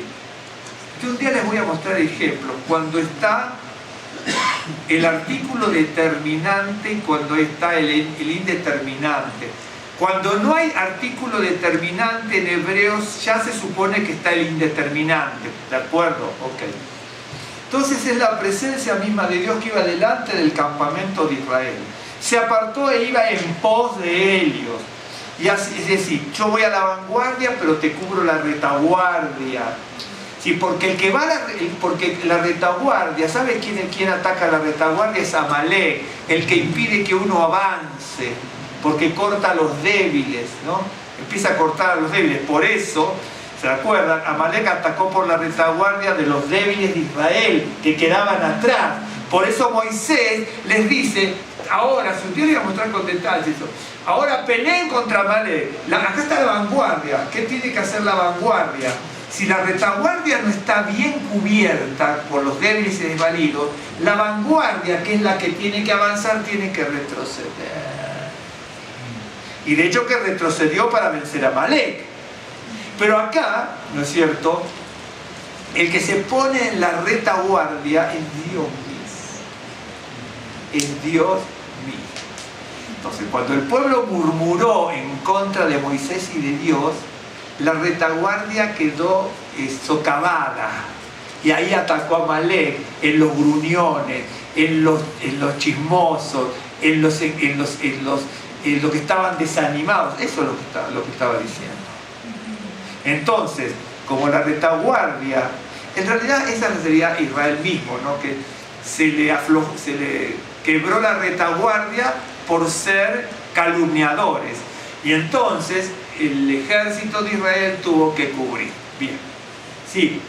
E iba, asimismo, la columna de nube que iba delante de ellos se apartó y se puso a sus espaldas. E iba entre el campamento de los egipcios y el campamento de Israel, y era nube y tinieblas para aquellos, y alumbraba a Israel de noche. Qué bárbaro, ¿no? Para el pueblo, se pone la retaguardia. Bien. Para el pueblo egipcio es oscuridad, para mí es luz. Pero eso es una cosa que aparece en las Escrituras. El arca de la alianza es poder de bendición cuando se lleva en obediencia al Señor. Si el arca de la alianza, aún llevada por sacerdotes de Israel, no lo hacían en obediencia al Señor, morían como los hijos de Elí.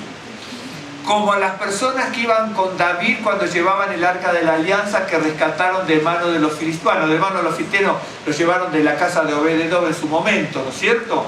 ¿Ok? Porque lo habían capturado los filisteos, lo pusieron en un lugar, después lo llevaron a la casa de Obed-edom. David, ¿no es cierto?, no se percató de la palabra de Dios como debía llevarse el arca de la alianza y lo llevaron en desobediencia. Y se acuerda que Usa, ¿no es cierto?, tocó el arca para que no se cayera y murió. ¿De acuerdo? Porque se lleva en desobediencia. El poder de Dios era luz para Israel, pero ese poder de Dios era oscuridad para el pagano. Bien. Y extendió su mano, y iba entre el campamento de los egipcios y el campamento de Israel, y era nube y tinieblas para aquellos, y alumbraba a Israel de noche. Y en toda aquella noche nunca se acercaron los unos a los otros. Y extendió Moisés su mano sobre el mar, e hizo Adonai que el mar se retirase por recio viento oriental toda aquella noche, y volvió el mar en seco, y las aguas quedaron divididas. Entonces los hijos de Israel entraron por el medio del mar en seco, teniendo las aguas como un muro a la derecha y a su izquierda, y siguiéndolo los egipcios.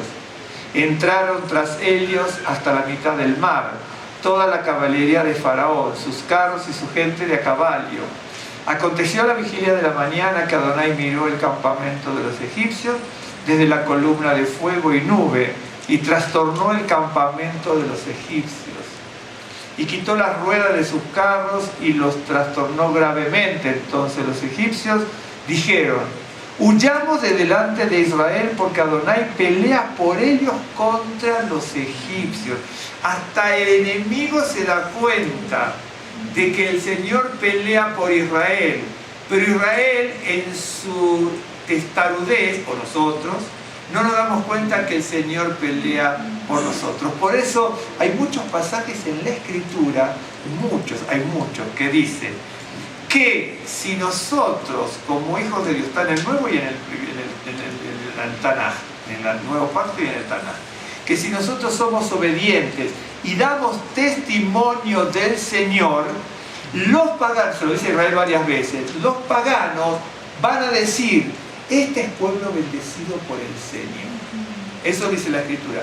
Si el mundo gentil, pagano me estoy refiriendo, no dice eso del pueblo creyente, es porque el creyente, tanto judío como gentil creyente, no está dando buen testimonio delante del mundo. Porque dice que si somos obedientes y damos testimonio, van a decir: este es pueblo bendecido. Se lo dice Israel varias veces. Israel, si tú eres desobediente, te quitaré la tierra, te das exiliado, ya lo dice en Levítico 26 y en otros pasajes. Pero luego le dice: pero si tú eres obediente, ellos por los paganos van a decir: oh pueblo bendecido de Dios. ¿A quién se lo dijo? A Isaac. ¿Se acuerdan? ¿No está con Isaac? Isaac le dice: Dios está contigo. Porque dice: donde nosotros sembramos no pasa nada, pero donde tú siembras sí. ¿Se acuerdan cuando se lo dicen los descendientes de Arlos? Estaban con Abimelech. Verso, rápidamente. 26. Bueno, no está rápidamente. Y Adonai dijo a Moisés: extiende tu mano sobre el mar para que las aguas vuelvan sobre los egipcios, sobre sus carros y sobre su caballería. Bien, aquí acuérdese de esto. Todos los egipcios van a morir ahora, ¿sí?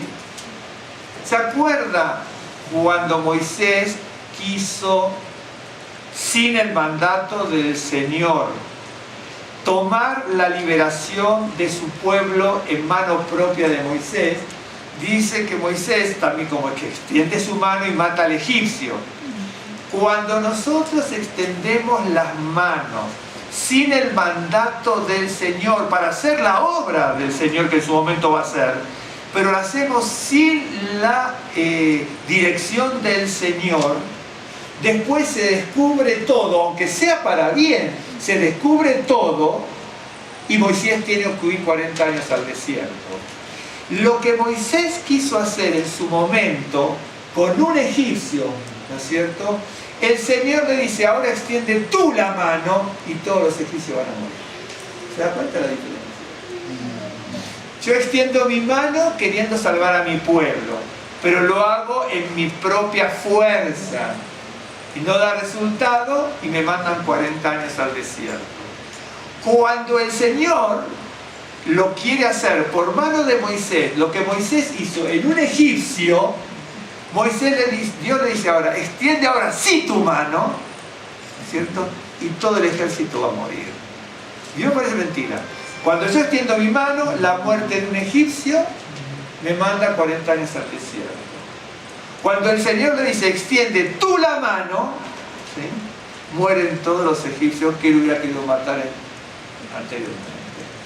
Cuando está el poder del Señor, entonces ocurre, en este caso habla de muerte, hay otras cosas que son bendiciones maravillosas.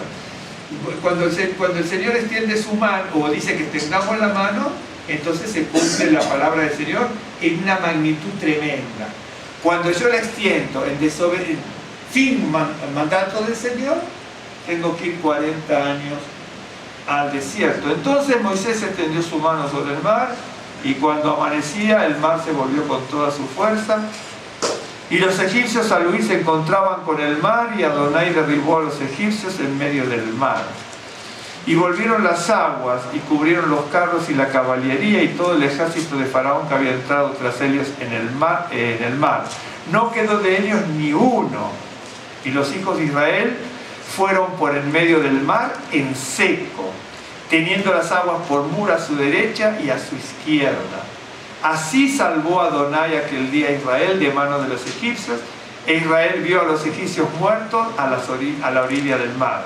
Y vio Israel aquel grande hecho que Adonai ejecutó contra los egipcios, y el pueblo temió a Adonai, y creyeron a Adonai y Moisés su siervo.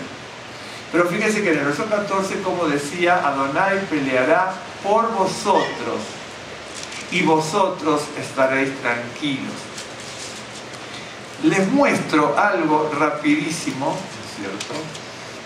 Luego podremos ver, hoy vamos a ver Isaías 40, ¿cierto?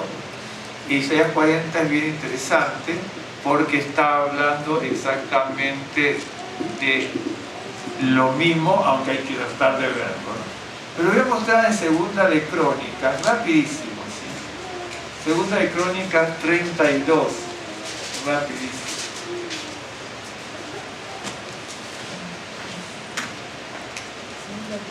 Segunda de Crónicas 32. Bien, digo,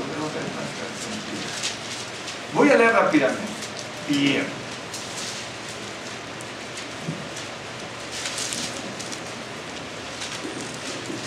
Esto lo habíamos visto, pero en otro sentido en Isaías, pero no importa.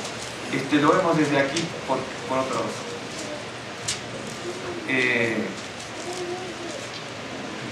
Dice, después de estas cosas,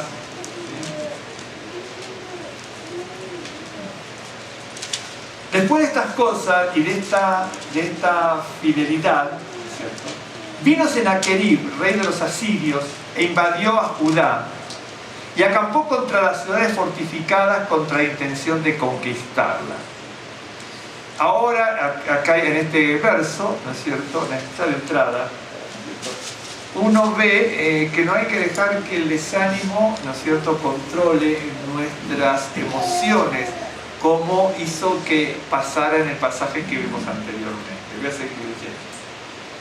Porque cuando lo vienen a conquistar y todo el pueblo ve que viene un ejército gigante de Asiria, y que Asiria, no solamente Babilonia, los sirios, los persias, pero Asiria estaba dominando todo en un imperio. Es una franja, lo que hoy sería Irak-Irán. Irak-Irán es la franja donde están los asirios en este entonces de la lectura, ¿no es cierto?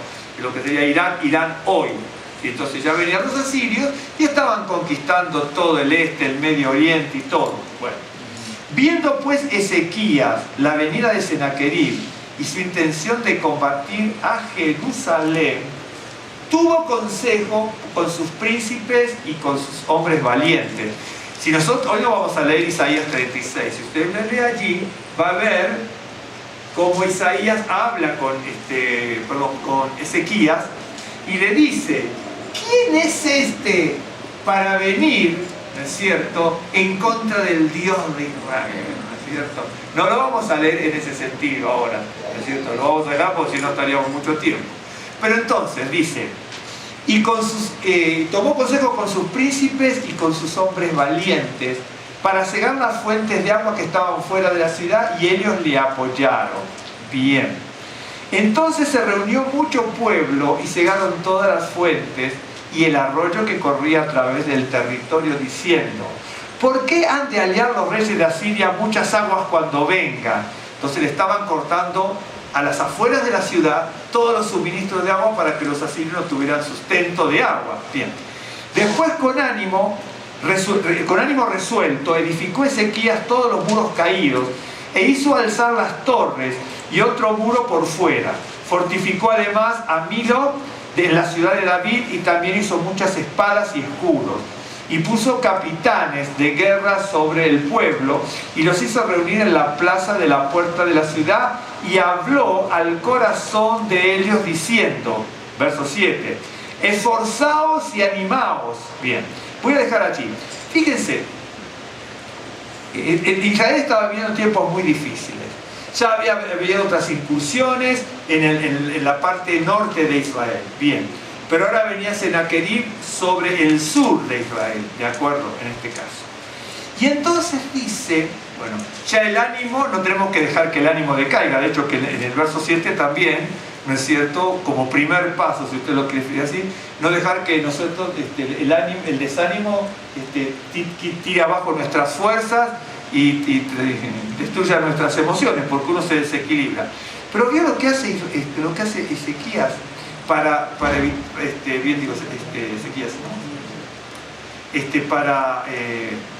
Para fortalecer todo lo que debía hacer? Dice en el verso 3, tuvo consejo, lo mismo, con sus príncipes y con hombres valientes, ¿sí? La palabra valiente es la palabra gibor, la palabra giborim, ¿no es cierto?, cuando se habla de los valientes, y la palabra gibor, que significa héroe, fuerte, guerrero, valiente, aparece varias veces en la escritura, para muchas ocasiones. También significa una persona fuerte de espíritu. Un gibor es una persona fuerte de espíritu. Fíjese esto. Cuidado con quién vamos nosotros, con quién nos aconsejamos. Porque él dice, cuando toma consejo con los príncipes y con hombres que eran giborim, hombres valientes, de temple, de conocimiento, con sabiduría en muchas cosas. Porque dice, tenemos que buscar la estrategia de cómo abastecernos de agua, pero evitar que el agua llegue a los demás. Pero la palabra gibor, o giborim, plural o singular, o singular y plural, giborim plural, significa un hombre fuerte de espíritu, una persona fuerte de espíritu. Entonces, tengamos cuidado con quienes nos rodeamos. ¿A quién le pedimos sus consejos? ¿De dónde buscamos la sabiduría o el consejo? O la amistad, ¿no es cierto? No podemos estar con los pusilánimes, falto de ánimo, bien digo. Estos eran los giborim. Entonces, hasta el rey dice, yo tengo que buscar hombres valientes. ¿Se acuerdan cuando estábamos en Éxodo, también en Deuteronomio y todo, que aparece Israel, ¿no? Y dice, bueno, van a ir a la guerra, ¿no es cierto? Y también en otros pasajes. Bueno, el que esté casado, que vuelva, que compró tierra, que también disfrute de la tierra, y el que no tenga ánimo, que se vaya. Punto, otra cosa. Para que no desanime a los demás. Por eso el rey se buscó gente que animara, que fuera fuerte de espíritu, pero que animara a los demás. Bien. Entonces dice, esforzaos y animaos.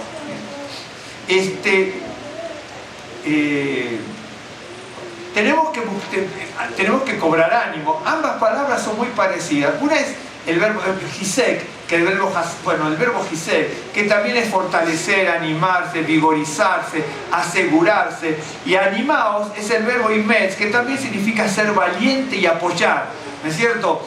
Es decir, estemos confiados, fortalecidos, animados, seamos valientes. Eso es lo que está diciendo.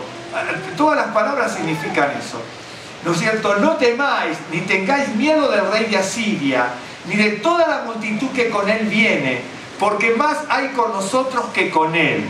Con él está el brazo de carne. ¿Qué está queriendo decir? Es la simbología hebrea. Con él está lo humano, la fuerza humana. Mas con nosotros está Adonai nuestro Dios para ayudarnos y pelear nuestras batallas. Otra vez lo mismo. En medio de la desesperación, ¿no es cierto?, le está diciendo, el que pelea nuestras batallas con el rey de Asiria es el Señor. El rey de Asiria venía desde el este, ¿no es cierto?, conquistando ciudades, pueblos, imperios, ¿no es cierto?, baja del norte hacia el este, pasa por Israel del norte, llega a Judá y Benjamín, ¿sí? Entonces, aunque no había internet, las noticias llegan igual, los mensajeros llegaban igual, y estaba diciendo, el rey de Asiria está tomando todos los imperios. Y entonces aquí dicen, no se hagan problema, el que pelea nuestras batallas es el Señor. Por eso les digo, aparece en todos los versos que yo les mostré antes de Deuteronomio, cuando leímos lo que es la para allá, ¿no es cierto? Dice, cuando está recordando la historia, les dice, pero el Señor pelea nuestras batallas. Entonces yo tomé desde un principio donde aparece eso, está en Éxodo 14, donde dice, estamos encerrados, estamos oprimidos, estamos angustiados, no hay salida por ningún lado, tener confianza porque el Señor pelea nuestras batallas. El que pelea las batallas es el Señor. Aquí es exactamente lo mismo. No estaban encerrados, pero sí estaban encerrados. Y alrededor de Jerusalén había muchos pueblos que iban a ser destruidos. Y aquí está Jerusalén, que no podía ni salir ni entrar. ¿No es cierto? Vamos a cegar los pozos de agua. Tenemos que ser inteligentes. Bueno, que hay que tomar consejo de los príncipes y de hombres sabios, valientes, giborim, que sean fuertes de espíritu. Y aparece en otros lados, ¿cierto? No aparece solamente aquí. Dice, para ayudarnos, y el pueblo tuvo confianza en las palabras de Ezequías, rey de Judá. Fíjese, esto se puede traducir de otra manera. Y el pueblo se tranquilizó. La palabra confianza aquí es la palabra samaj, que es la samej, la mem y la haf. Samej, mem y haf. Samej, mem y haf. El verbo samaj significa, en lo que es confianza, es sostener, proveer, apoyarse, apuntalar, proteger, defender. Se traduce como confianza como consecuencia. Por lo general se traduce más como yo les digo. Es decir, y el pueblo se sostuvo, se sintió protegido, por eso se traduce como confianza, al escuchar las palabras de Ezequías. ¿No es cierto?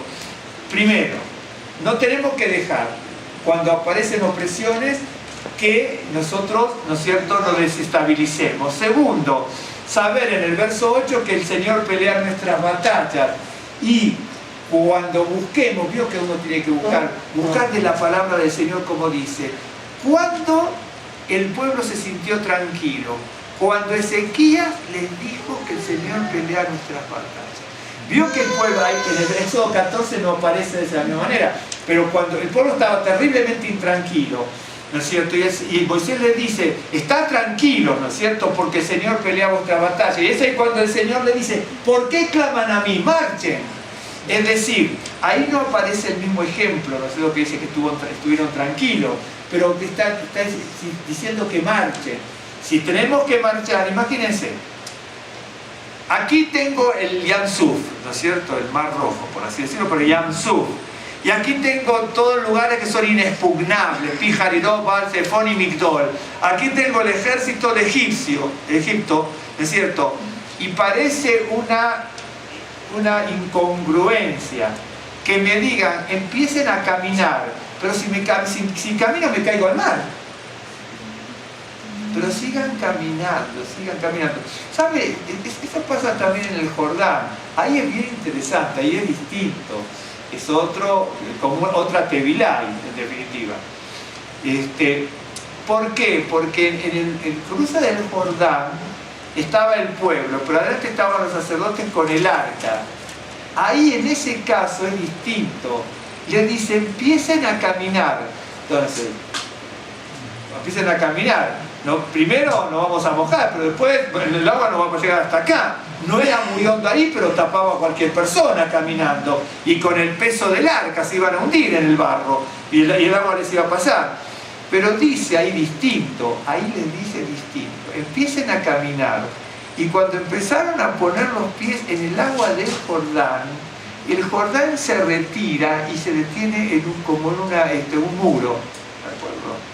Es decir, para ver cómo las aguas se detienen, primero hay que meterse en el agua. ¿De acuerdo? Y aquí, si bien es distinto, es casi parecido. El pueblo vio que les dice que estaban casi al lado del mar, y entonces la columna que estaba aquí se pasa atrás. Y le dicen, empiecen a caminar, ¿no es cierto? Marchen, no es que ya estaban caminando, pero empiecen a marchar como acercarse al mar. Perfecto, me acerco al Yam Suf, que en ese momento, si no era muy profundo, no era para que pasaran 2 millones de personas, porque se iban a ahogar directamente. Eran un par de metros de altura y otra cosa, con ganado, con animales, con gente tuyira, con un montón de cosas. Mujeres encintas y lo que usted quiera, ¿no es cierto? Y entonces le dice, bueno, marchemos, nos ponemos al lado del mar. Y ahí es cuando el Señor se pelea nuestras batallas. Le digo rápidamente, déjeme ver un poco más rápidamente. Tuvieron confianza, acuérdese.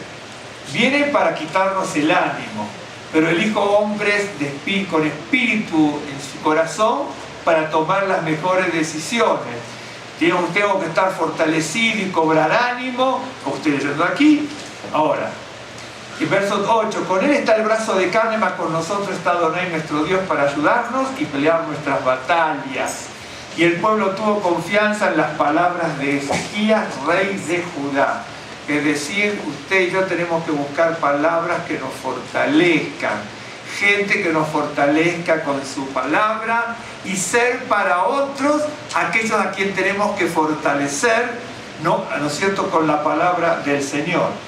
Después de esto, Senaquerib, rey de los asirios, mientras sitiaba Laquish con todas sus fuerzas, envió sus siervos a Jerusalén para decir a Ezequías, rey de Judá, y a todos los de Judá que estaban en Jerusalén: así ha dicho Senaquerib, rey de los asirios. Este es un embajador. ¿En quién confiáis vosotros al resistir el sitio de Jerusalén?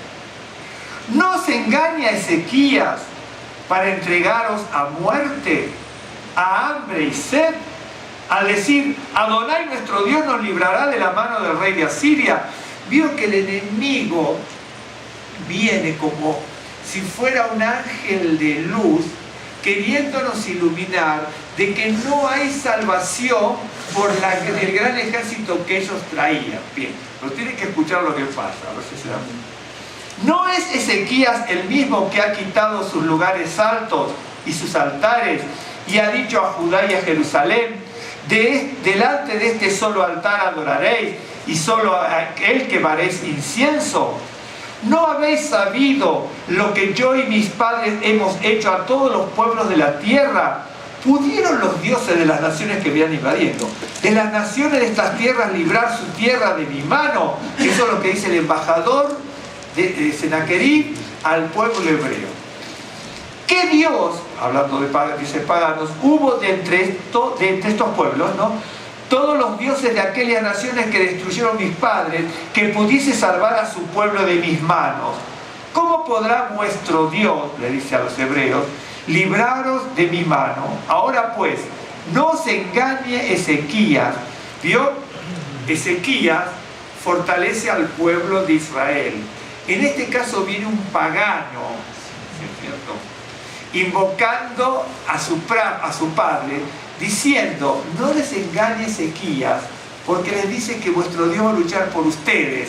Y esas palabras que les trajo confianza. ¿Se acuerda Ananías? ¿Se acuerda lo que vimos? Siempre vi Micaías y los 400 profetas. Siempre está el profeta de Dios y el profeta que pone el palo en la rueda para desestabilizar al pueblo y para humillar al siervo de Dios, ¿no? Pero mira lo que dice. Es bien interesante. Ahora pues, verso 15, no se engañe Ezequías, ni os persuada de ese modo, ni le creáis que si ningún Dios de todas aquellas naciones y reinos pudo librar a su pueblo de mis manos y de las manos de mis padres, ¿cómo menos vuestro Dios, cuánto menos vuestro Dios os podrá librar de mi mano?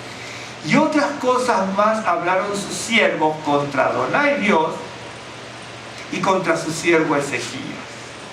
Además de esto, escribió cartas en que blasfemaba contra Adonai, el Dios de Israel, y hablaba contra él diciendo: como los dioses de las naciones de los países no pudieron librar a su pueblo de mis manos, tampoco el Dios de Ezequías librará al suyo de mis manos. Y clamaron a gran voz en judaico. Ahí donde dice judaico dice Yehudit. En Yehudit se podía traducir como judaico o en idioma hebreo, es lo mismo. Y clamaron, ¿no es cierto?, gritaron a gran voz en hebreo al pueblo de Jerusalén que estaba sobre los muros, para espantarles y atemorizarles, a fin de poder tomar la ciudad. Y hablaron contra el Dios de Jerusalén, como contra los dioses de los pueblos de la tierra, que son obras de manos de hombres. No podemos seguir mucho más, pero les digo esto, fíjense qué tremendo.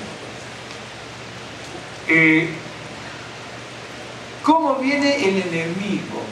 El enemigo habla con Ezequías y después habla con todo el pueblo. Y todo lo que estaban gritando, lo empezaron a gritar en hebreo. Quiere decir, o esta gente de asirios,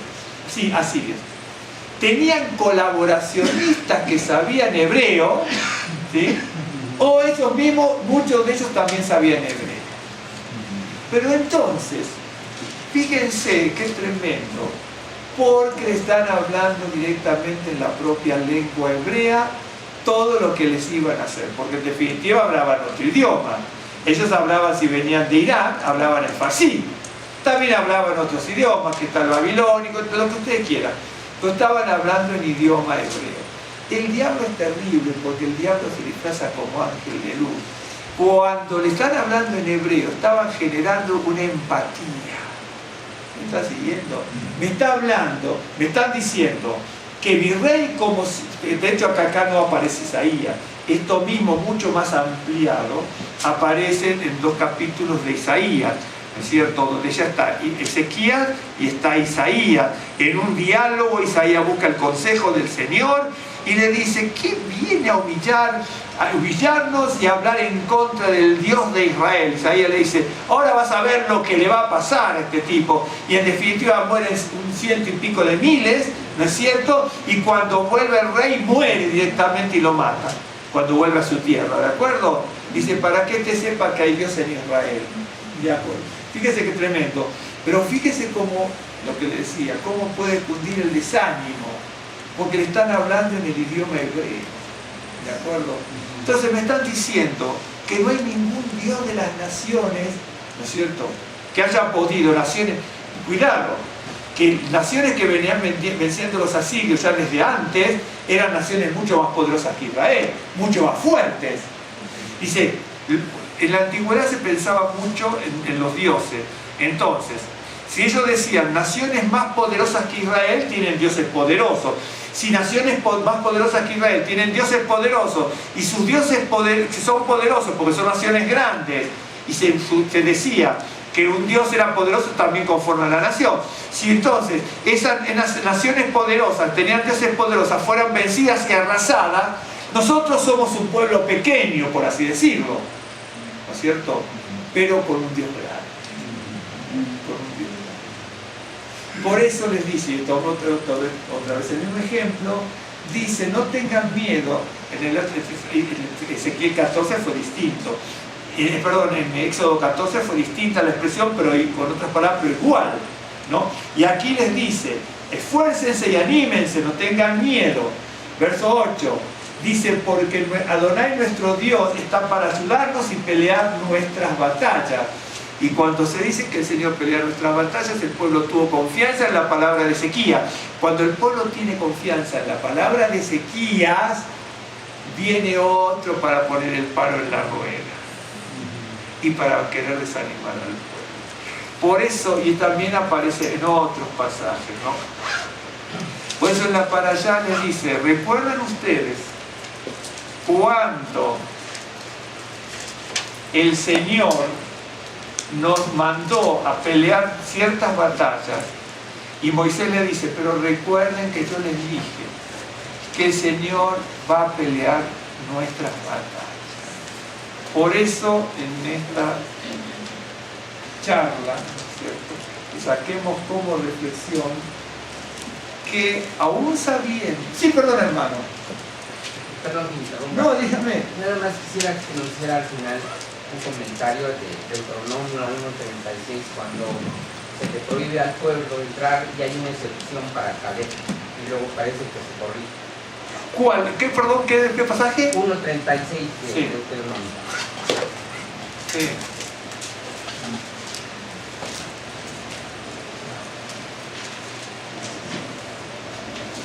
Yo lo estaba por ver antes.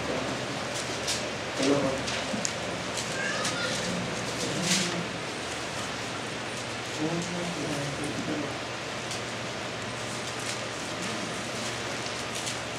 Porque dice, aquí sí, nombra solamente, yo una vez lo platicamos, sino que nombra a Caleb y no a Josué. Josué tenía otro propósito, pero de todas maneras, voy del 34. Yo Adonai la voz de vuestras palabras y se enojó, que fue por lo que veníamos diciendo, ¿no? Y se enojó y juró diciendo, no verá alguno de estos, de esta mala generación, la buena tierra que juré que había de dar a vuestros padres. ¿Sí? Hay un pasaje bien interesante que habla de esto anteriormente también y posteriormente también. Excepto Caleb, ¿no es cierto? Que en hebreo es Keleb, es decir, que significa, si uno toma, si uno ve a Caleb, parece, en español es como Caleb es perro, pero no es perro. Keleb significa que, el nombre de Caleb es que es una preposición inseparable, que significa, entre otras cosas, como. Lev es corazón, entonces el nombre de Caleb significa como el corazón. Bueno, dice, hijo de Jefoné, él la verá y a él la daré la tierra que pisó y a sus hijos, porque ha seguido fielmente a Adonai. Y bueno, también contra mí, esto lo habla Moisés, también contra mí se airó a Adonai por vosotros y me dijo, tampoco tú entrarás allí. Josué, el hijo de Nun, el cual te sirve, él entrará allí. Ambos, Josué y Caleb, son los que en definitiva toman la palabra. En definitiva, Josué no toma también, Caleb toma la palabra también. No toman la palabra para disuadir al pueblo de que no escuchara a los 10 compañeros que habían ido con ellos. ¿De acuerdo? A mí se acuerda que vinieron tantos exploradores, entonces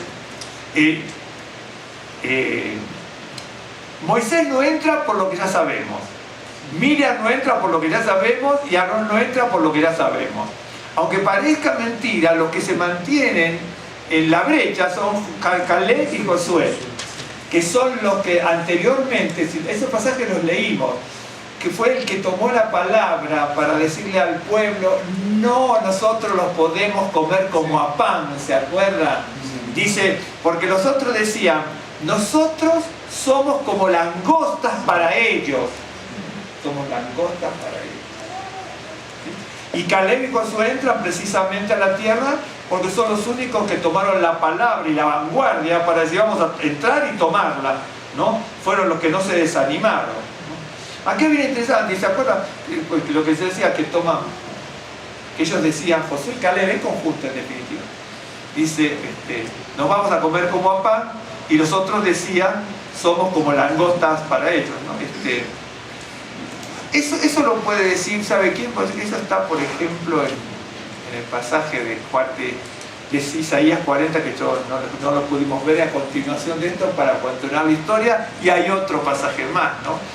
Que dice, si alguno quiere, eso es lo que está diciendo, alguno quiere saber quién es el Dios Todopoderoso, dice, piense, dice Isaías, ¿no es cierto? Piense que para Dios, ¿no es cierto?, toda la tierra y todo es como una gota en un cubo.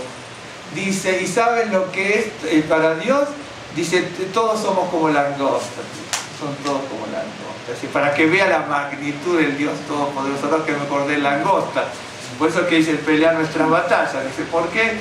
Porque también está en Isaías 40 la historia, la continuidad de toda una historia en esta secuencia, ¿no? Les dice, miren, el Dios Todopoderoso, el Dios que pelea nuestras batallas, dice, Él creó todas las cosas, aparte Él conoce todas las estrellas por su nombre, y aparte Dios lo dice el Nuevo Pacto también, nos conoce a todos por nombre, y los que conocen al Creador, ¿no es cierto?, escuchan la voz del Señor porque son sus ovejas. Si usted y yo no escuchamos la voz del Señor es porque no somos sus ovejas y punto. Y si no buscamos de la palabra y no entendemos la palabra y no seguimos la palabra, es porque no somos ovejas de su prado. Pero para Él, claro, para Él dice, ¿saben lo que es? Dice, Él creó todas las cosas, conoce las estrellas por su nombre. Para el Señor todo, dice, como una gota de agua en un cubo, y para todo lo que ha creado desde la magnitud del Señor como langosta. Una maravilla. Vamos a hacer una oración. Padre bendito, Rey eterno, Señor de toda misericordia, Santo de Israel, alabamos y glorificamos tu nombre, te damos gracias por la vida, gracias por este momento que compartimos. Señor, sea a ti la gloria y la alabanza, Señor, de nuestro corazón en el altar de tu presencia, humillados, doblando nuestra cerviz en el altar, en el trono de la gracia, postrando nuestro ser interior, Señor, delante del lugar santísimo. Te damos gracias, Señor, porque podemos buscar de tus cosas, aprender de tu palabra, y para eso rogamos, Señor, que abras las ventanas de los cielos y nos envíes la sabiduría y el conocimiento divino, que nos abras las ventanas de los cielos y nos ilumines, Señor, a través de tu palabra, la unción de tu Ruach HaKodesh. Sean renovadas, Señor, nuestras fuerzas físicas, espirituales y mentales, para que podamos aprender siempre de tus cosas, Señor, para que nuestra fe vaya en aumento, para poder, Señor, seguir el camino, Señor, que nos imparte tu palabra, con responsabilidad, con compromiso, con fidelidad, con obediencia, Señor. Bendito y alabado sea tu nombre. Sea en esta hora tu nombre exaltado por sobre todas las cosas, porque tú eres creador del cielo y de la tierra. Señor, tú tienes dominio desde la eternidad, tienes gobierno, Señor, sobre las estrellas, sobre la tierra, sobre el universo, tienes dominio y control sobre nuestras vidas. Señor, te damos gracias, Señor, en este día de Shabbat, sea tu shalom, sea tu reposo sobre nuestras vidas. Señor, buscamos y queremos y sabemos y tenemos que confiar que tú vas por delante, Señor, abriéndonos brecha en el camino. Tú eres el que pelea nuestras batallas, tú eres el Dios de misericordia, el Dios eterno, el Dios justo, el Dios de milagros y de maravillas. Tú eres el que adereza mesa en el camino y nos hace transitar por sendas de justicia por amor de su nombre. Señor, y el que nos abreva en aguas de reposo y nos sustenta con delicados pastos que queremos buscar de tu palabra, Señor. Señor, que estemos cobijados bajo la sombra del Omnipotente, afirmados nuestros pies en la roca eterna y guardados como la niña de tu hoja. Ojo, bendito y alabado sea tu nombre, Señor. Que podamos crecer en esta hora y en todo tiempo, que podamos madurar. Añade todo lo bueno para nuestras vidas y quítanos todo lo malo. Añádenos toda la bendición y quítanos toda traba, tropiezo y obstáculo delante de nuestro camino, avergonzando el poder del diablo, humillando al humillador, quebrantando al quebrantador de las almas de tus hijos, como lo que hemos visto ahora, Señor. A veces el quebrantador, Señor, el que desanima es del mismo pueblo, como pasó cuando nuestro pueblo estaba frente al Yam Suf, o también cuando los asirios hablaron en la propia lengua hebrea para desanimar y desacreditar al siervo de Dios, y a desacreditar, Señor, y querer difamar al Dios Santo de Israel. Bendito y alabado sea tu nombre. Señor, santifica nuestras vidas, renueva nuestra mente y nuestro espíritu. Señor, fortalece nuestras manos para la batalla.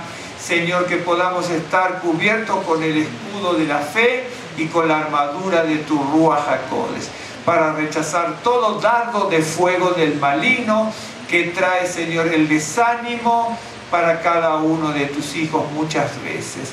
Que podamos estar confortados, fortalecidos, animados, Señor, en tu presencia, marchándonos cuando tú nos dices que marchemos, deteniéndonos cuando tú dices que nos detengamos. Te damos gracias en el nombre de Yeshua HaMashiach. Señor les bendiga y el Señor les guarde.